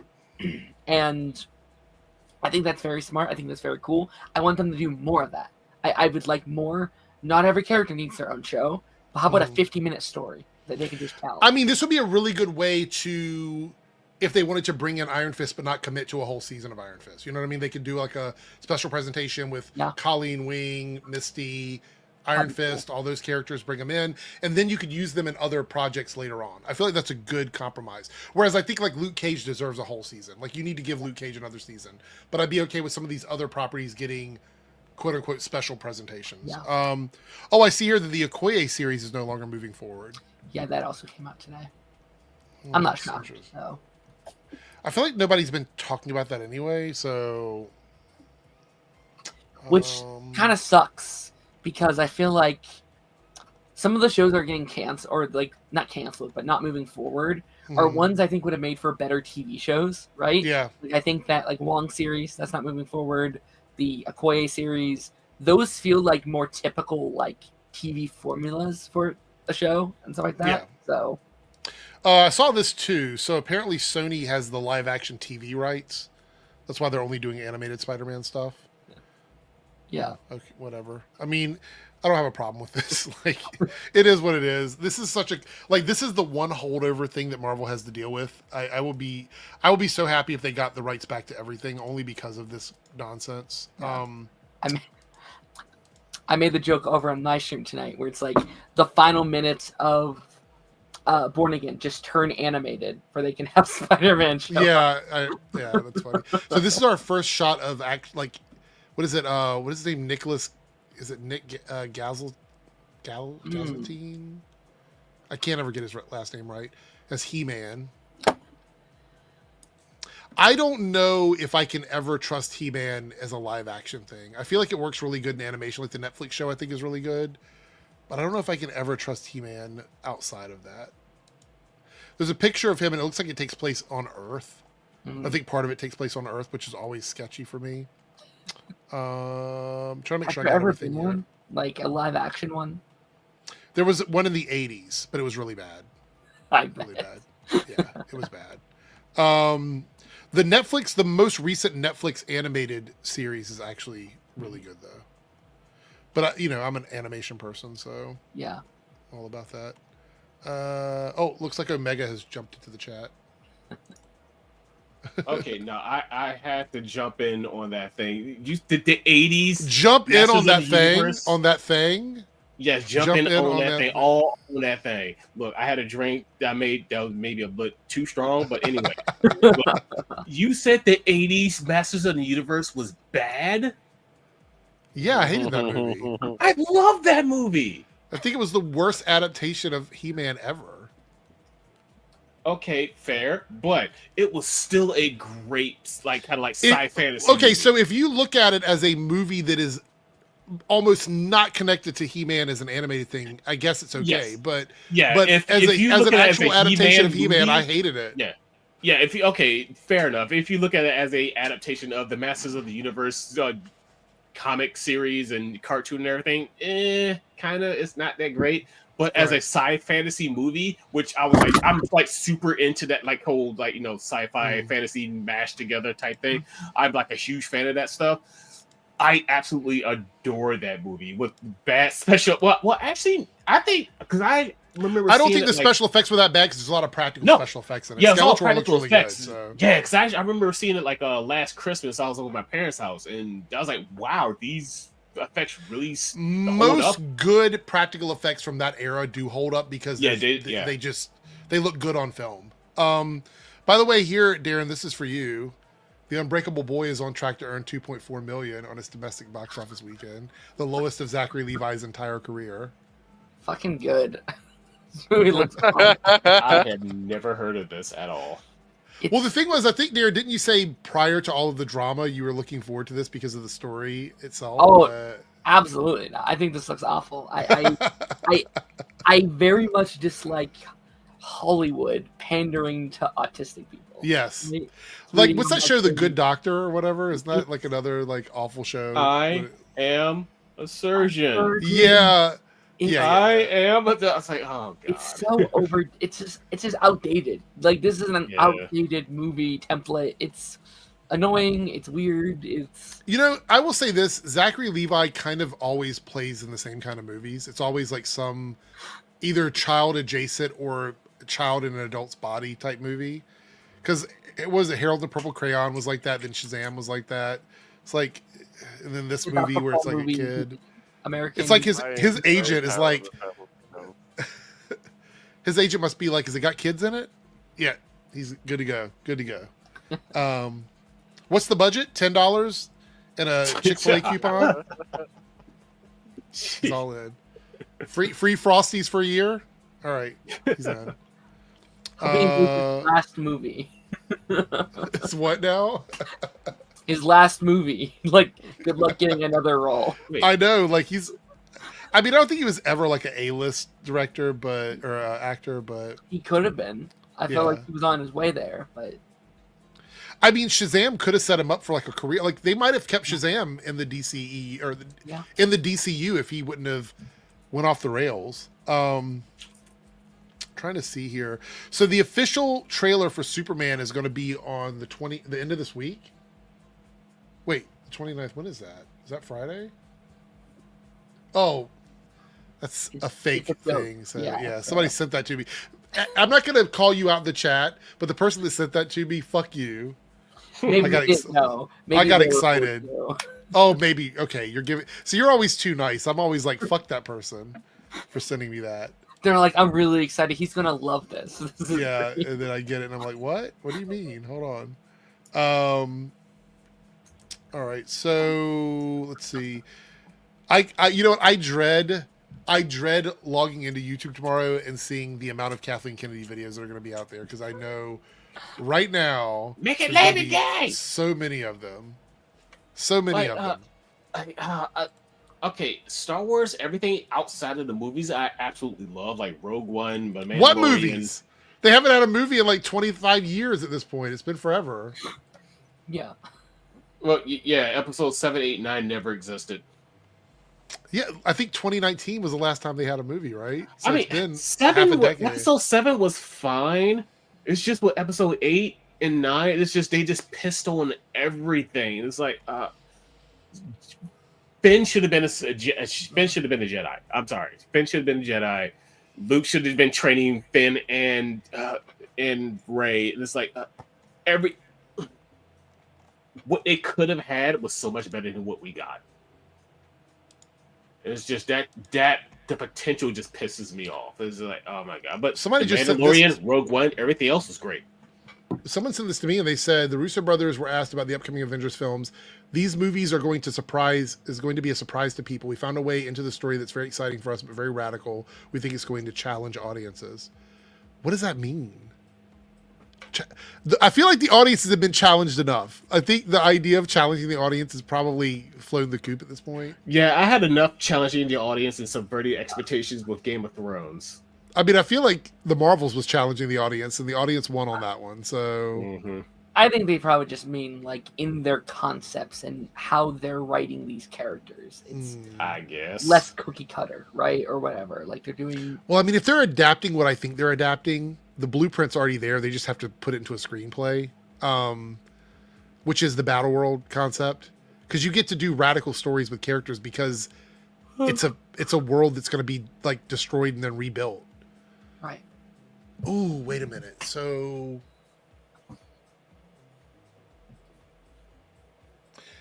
they have like 1 million Thors on Battle World. Like basically Thors are the cops of Battle World. So are we going to see like 1 million Chris Hemsworths and Jane Fosters and all these weird Thors flying around? I mean, they could do so much with this. So they're just going to pick the one that people like the most at that point. Which Thor do people like the most? Yeah. You should get I'm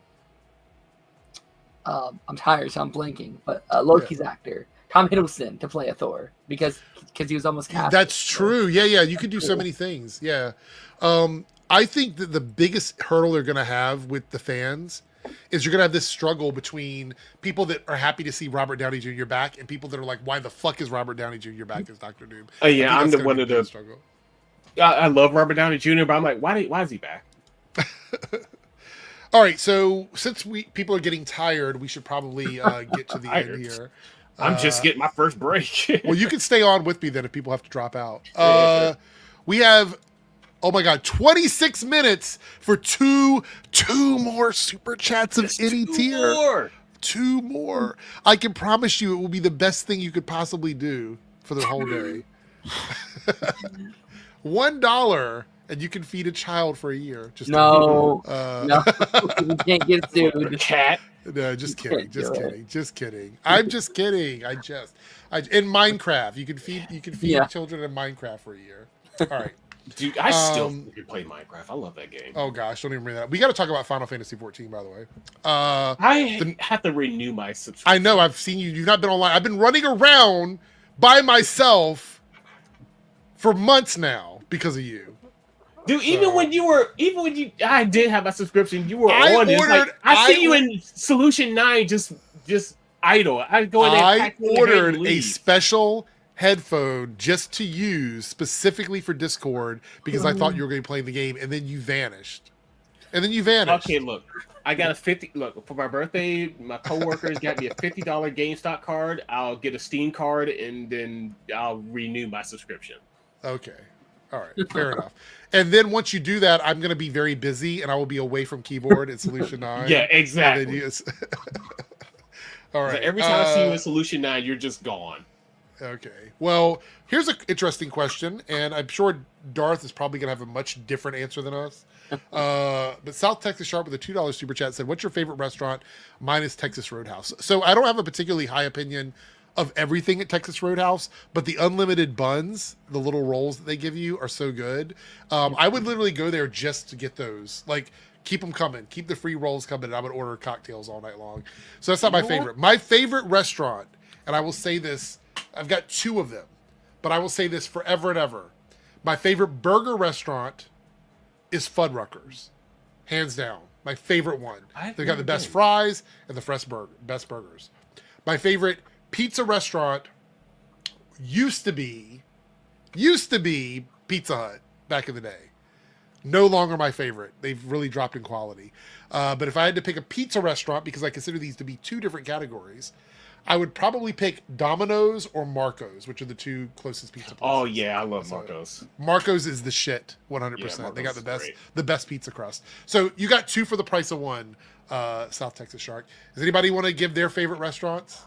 Oddly enough, even though I used to work there, Olive Garden. I love Italian food. You know what?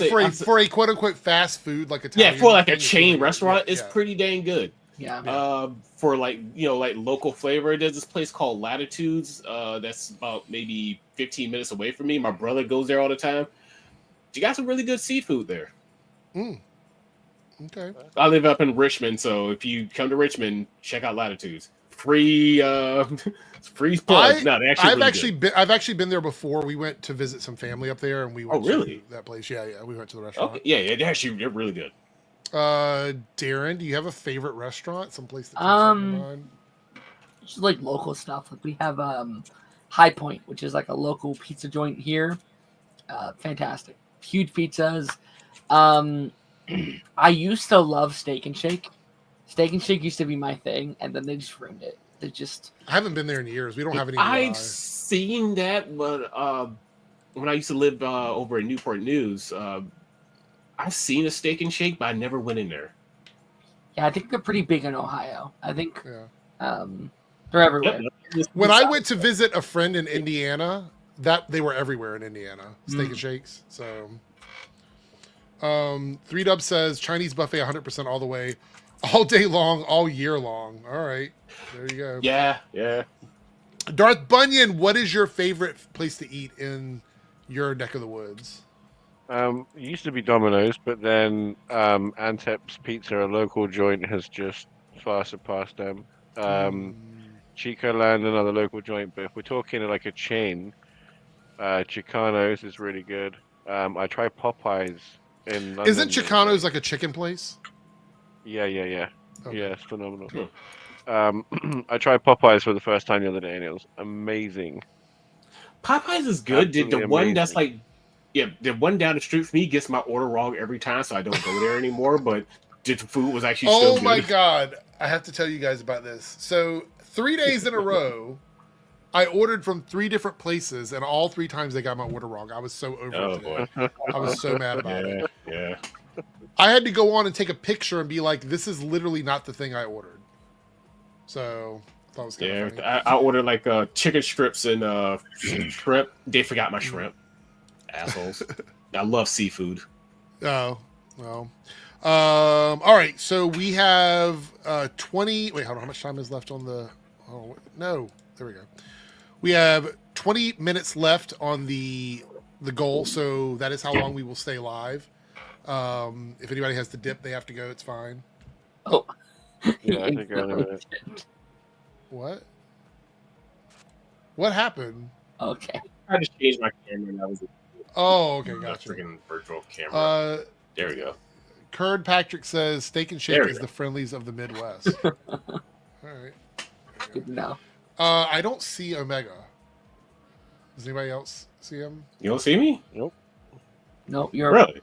Oh. There you go. You were just like a black screen. Yeah. That's weird. All right. Okay, so let's get into our 5 favorite movies. We can do this as quickly as you want. These are non-superhero movies, so anything that is not superhero, well, they could be superhero, but not comic book movies. So I'm going to go through my list quickly. Number 1 for me is a movie called Big Trouble in Little China from 1986. Oh yeah, with that's Kurt interesting. Russell. Oh my god, that's so interesting. Okay, oh my god, I'm so glad you said that. That's so interesting. Interesting. Yes, please continue. I'm sorry. Yes. Okay, wait, is that a bad interesting or a good interesting? Fascinating. Okay. We'll get to it. That's my first one. My second one is a movie from 1987. A lot of these are older movies. The Princess Bride. Does anybody remember that movie? Good movie. Okay. Classic. The next one on my list is Galaxy Quest from 1999. I wasn't a huge fan of that, but it was still a very good movie. Okay. My fourth pick is Napoleon Dynamite from 2004. Another good one. Going from Paige. And right. And I'm gonna switch Jurassic Park because I also picked that, but Paigey picked that as well. And I'm gonna go with something that's a bit more British. Okay, so people might not get this one, maybe not. So, but I really enjoy a movie called Shaun of the Dead. I don't know if anybody's seen that movie. Another great movie. Another great movie.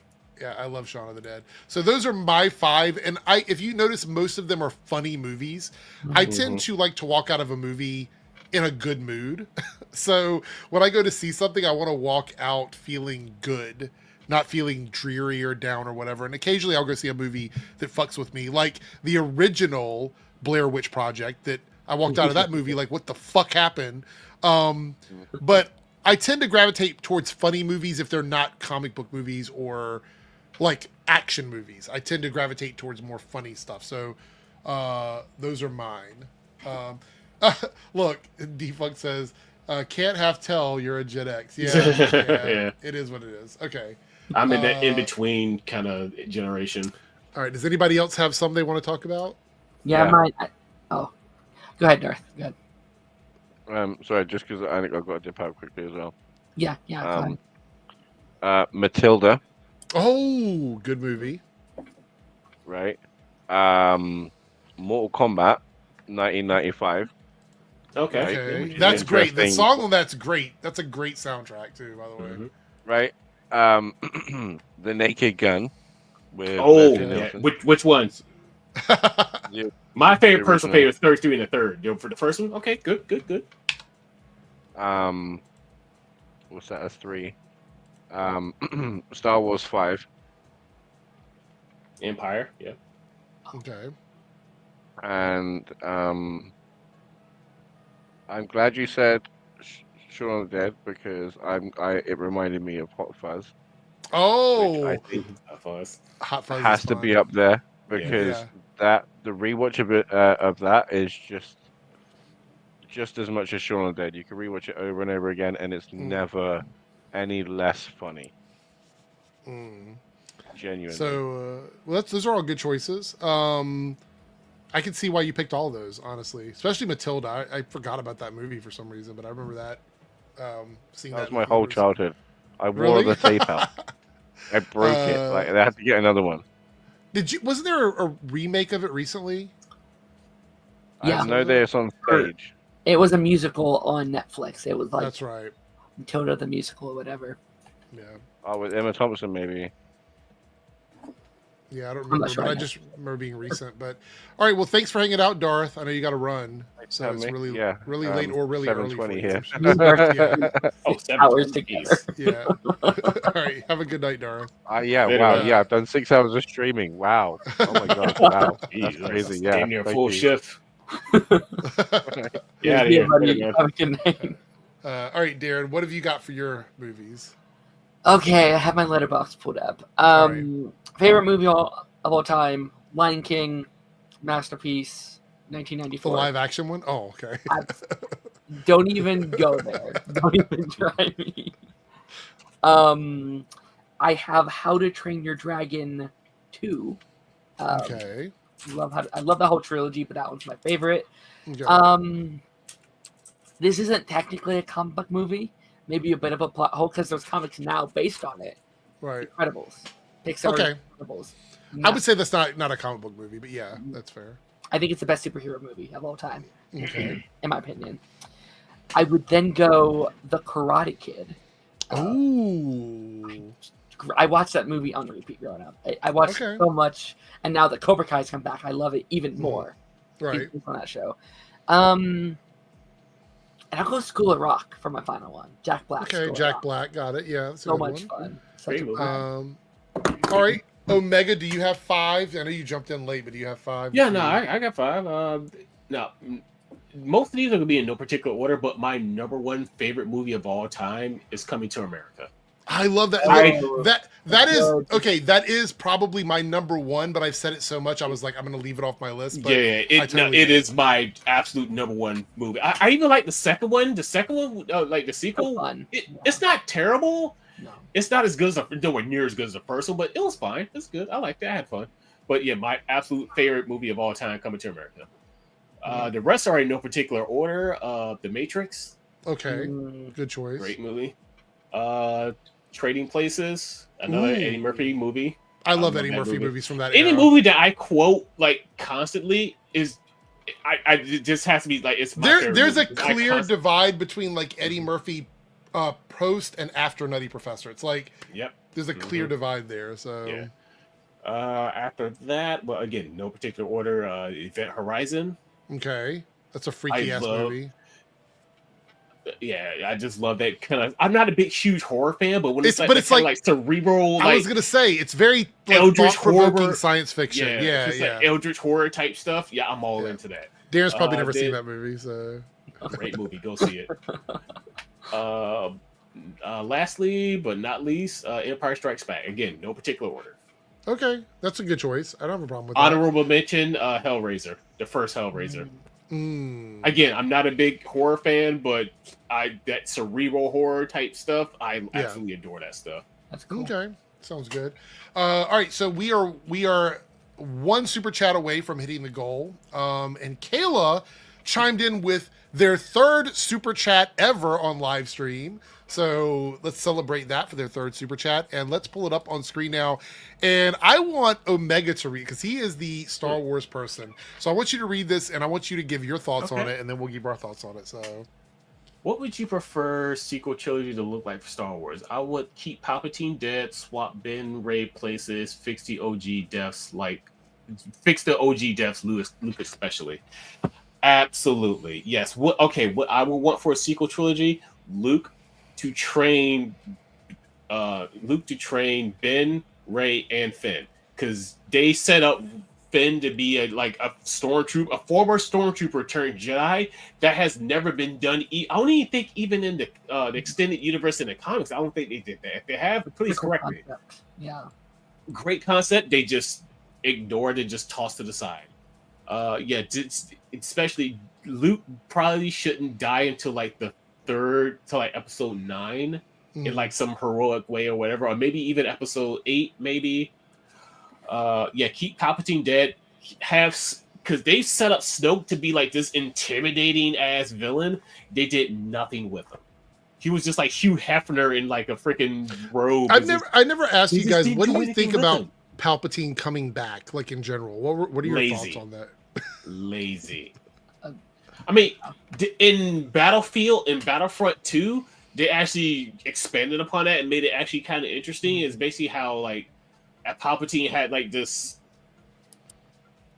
what do you call it? Contingency plan. Like, okay, if he dies or if he fails, the rest of the Empire fails along with him. So that's when Operation Cinder comes up. And that's when Mayfield shoots his former commanding officer. It's like, you killed my entire squad over this bullshit. No, that made it more interesting, but just Palpatine coming back alone was just lazy as hell. What about you, Darren? Any thoughts on Palpatine? Yeah, I'm so casual Star Wars that I don't. Like he said, I think I love Finn, and I think could be the coolest concept in all Star Wars. Like, I think Finn could be my favorite. So I would love. I like Rey as well. So I'm not saying he has to be the main character, but focus more on him. I'd like to Disney Plus show. Yeah, I just want to expand on that. Yeah, if you want to keep Rey as the main character, yeah, cool. Keep Rey as the main character. Also have Finn to be like a co-Jedi that's training with him, because he wielded Luke's lightsaber and stood up against someone who's literally trained by Luke and stood a chance against him. So it's like, and y'all just gonna toss this away? Like, really? And they made him a freaking comic relief character all over again. And I was like, yeah, I'm done with this series. I agree with Short Car's comment though. That right here is my favorite. Somehow Palpatine returned. Yeah, this right here. All the time. Yeah. I would. So my hot take is I would tie it more directly to the actual Skywalker stuff. Like, not so much like, because I feel like even though I enjoy what that trilogy was, I feel like a lot of people's issue with it was it felt so disconnected from what the other 6 movies were. And I think that was the biggest problem. And also I think Palpatine coming back was one of their ways, like, oh, we're going to tie it into the original movie, so we're just going to throw Palpatine in here. So it's like they already tied it in with Episode 7, which was just a rehash of A New Hope. Right, and then they could have gone anywhere they wanted at that point. They didn't have to, like, that's why I don't really judge Episode 7 too harshly, because it's like, okay, they're bringing something more familiar with people, and they're trying to bring. And that's another thing. They never passed the torch to the new cast. It's like you had Carrie Fisher, Mark Hamill, Harrison Ford, Peter Mayhew, and even I forget the guy who was in the 3PO costume. I forget his name. I'm sorry, but Anthony? they had all of those people together, and they weren't in the same scene with each other. And now that Carrie Fisher's passed on, so you're like, why even do fan service if you're not going to put them in the scene together? Yeah, and Peter Mayhew's passed on. It's like, what were y'all? Y'all had all the actors there, and y'all didn't put them in the scene together. I would never forgive Disney for that ever.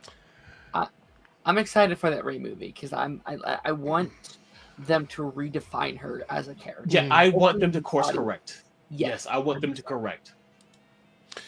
We did talk about the Kathleen stuff. I see one of the comments in the chat. We talked about it a little bit a few minutes ago. I don't really have much else to add to the Kathleen. First, I need to know if it's real. And it looks like she's retiring from, like, work. So she's, like, not just leaving Disney. She's how is she now? Just retiring. Like, she's probably like what? Let's see. She's probably like in her late 50s, early 60s, maybe. Yeah. No, she's 71. Oh yeah, she's retiring. She's done.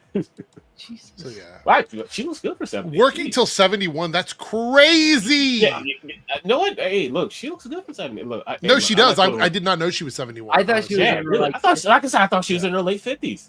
Hey, look, Kathleen. Hey, look, I'm in all the way. Whatever. All right, we're down to the wire, everybody. We have 7 minutes left. We need one more super chat, and then we're going to see what you guys picked on the poll. But Batman, I did not know Katarn was an actual former. I totally forgot. I love freaking. Hasn't he been removed from canon though? Is he no longer? Yeah, canon, it's under Legends. It's Dark Forces is under Legends, which I absolutely love those games. I totally forgot he was a stormtrooper. Oh, interesting. Meister says the worst thing about Palpatine returning is that it makes Fortnite Star Wars canon. I know. God, because I was actually playing with Cyber Ninja when that whole thing came up. We were actually, he plays freaking Fortnite like it's, I don't know, he's freaking 15 when he's not. Dude's like, oh, dude's older than me. But yeah, we were actually in the game together when that whole scene came up in Fortnite. I had something else here just to sort of fill in the gap while we sit here and chat. It was, where did it go? It's gone now. Of course it's gone. Why would it still be here? What was it? Maybe it was something from Patty Lapone. Here it goes. I got it. From Agatha All Along, which, by the way, I still hope we get a continuation of those characters. Still yet to see that. Hers pretty good. It's actually really good. It's one of those shows that you can watch it and it kind of tells you everything you need to know. But I would say it does tie heavily into WandaVision. So if you really want to get the full lore, you'd have to watch WandaVision. Anyway, she said this and people are kind of like going, oh, she hates the MCU. So let's see what this is. We may have gone a little viral for it because I believe you said you hadn't watched any Marvel movies You have no desire to be in a Marvel movie. I don't have a desire to be in a Marvel movie, but it's not first on my list.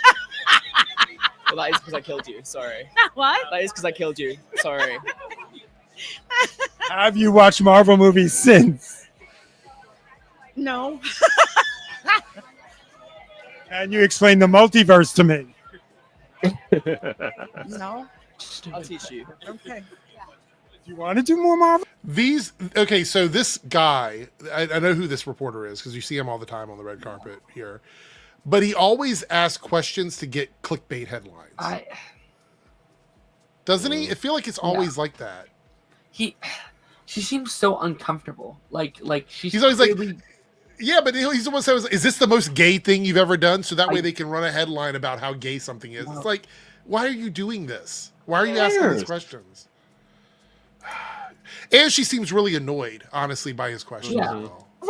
Come on, how much fun? Are you kidding? Wouldn't I be a great supervillain?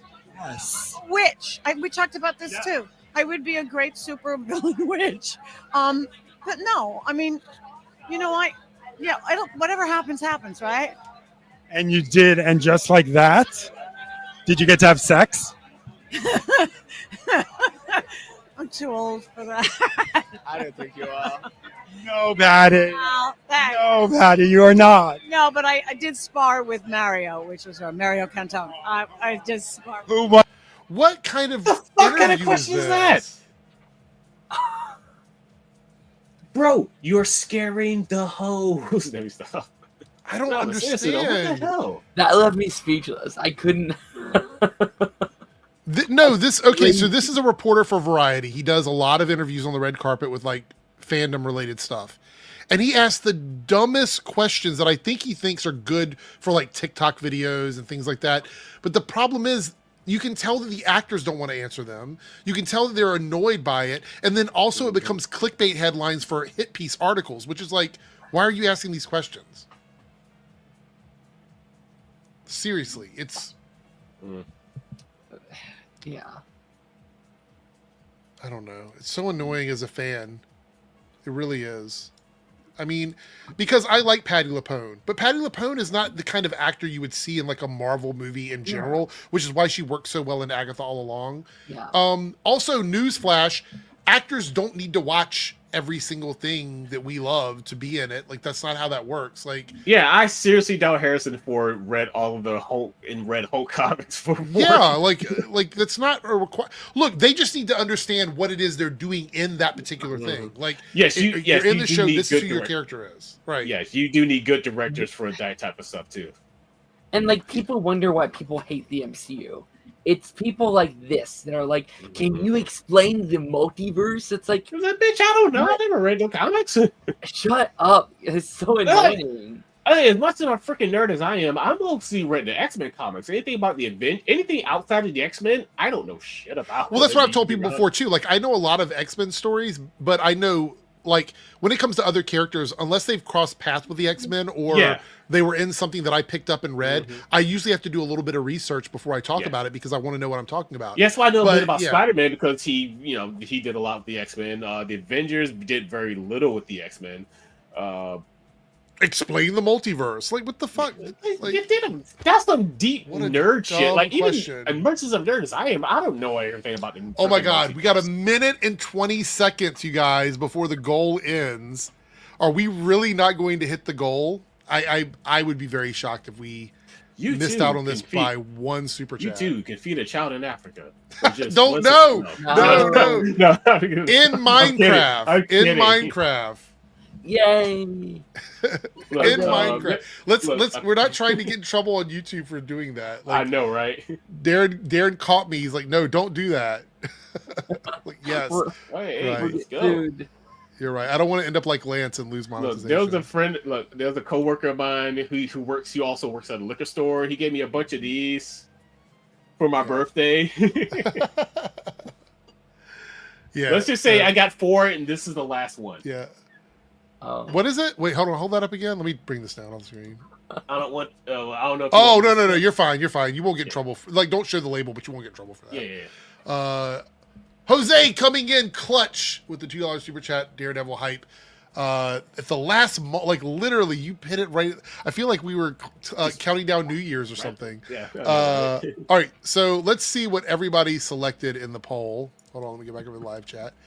What are we going to be doing? This is going to be we'll have one more. So we have one more thing we're going to do for the 5-hour live stream. So, and Omega might show up for the 5-hour live stream if this is one of the topics, which is, drum roll, ranking the women of the MCU. That is going to be one of the topics. I voted for ranking for 90s movies. I voted for the 90s movies. I'm a gooner, but I ain't that much of a gooner. Well, actually, it's a tie. Yeah. Ranking. I saw it just. It did. Tied up. So the tie is, let me write this in here for the 5-hour stream. So it is ranking the women of the MCU, which I think is going to be a lot of fun because I love the ladies of the MCU. And ranking members of the Justice League. Those are the two. That'll be fun. Look, I already said my number one in the chat a couple of hours ago. 90s movies? No, I already said I think when ranking the women was kind of already in the lead, I was like, look, Scarlett Johansson. Well, I'm gonna have to come up with one of these tier maker things and make sure I put them right because last time they put tiny pictures in there and nobody could see it. Yeah, no, I hate it. I hate that. Yeah. I'll bring my I'll bring my spray bottle for Omega. Oh, okay. All right. So the 5-hour stream is going to be on Saturday, March the 8th. It is going to be my official birthday stream. So that stream will be, I'll have cake and fun things here. Saturday, and all that stuff. let's see.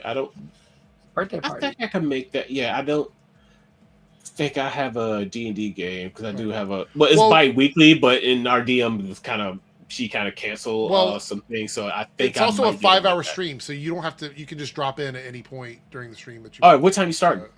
1 o'clock. Oh yeah, I might be able to make one of those. Okay. So we're gonna go 1 to 6 is the stream. 1 to 6. So, okay, yeah. Because I work. Of course, I work at night, and so I usually try to go to sleep like around 11, 12-ish. So yeah, I should probably wake up sometime around then. All right, sounds good. With that being said, I want to thank everybody for joining us tonight. I want to thank Darren for being here. He's streamed for 6.5 hours now, almost 7 hours. So he's got to go. Thanks, Omega, for being here. For Paigey and Darth for showing up. Thank you guys so much. I'm going to drop everybody out and do the non-awkward ending, hopefully. So let's do this. And is it going to work? Is it going to end? Or do I have to hit the button over here? I think I have to hit the button over here. So we'll do this here. Thank you guys so much for hanging out with us, and we will catch you guys next time. So have a great night, and thank you guys so much for all the support. We will see you next time. Take care.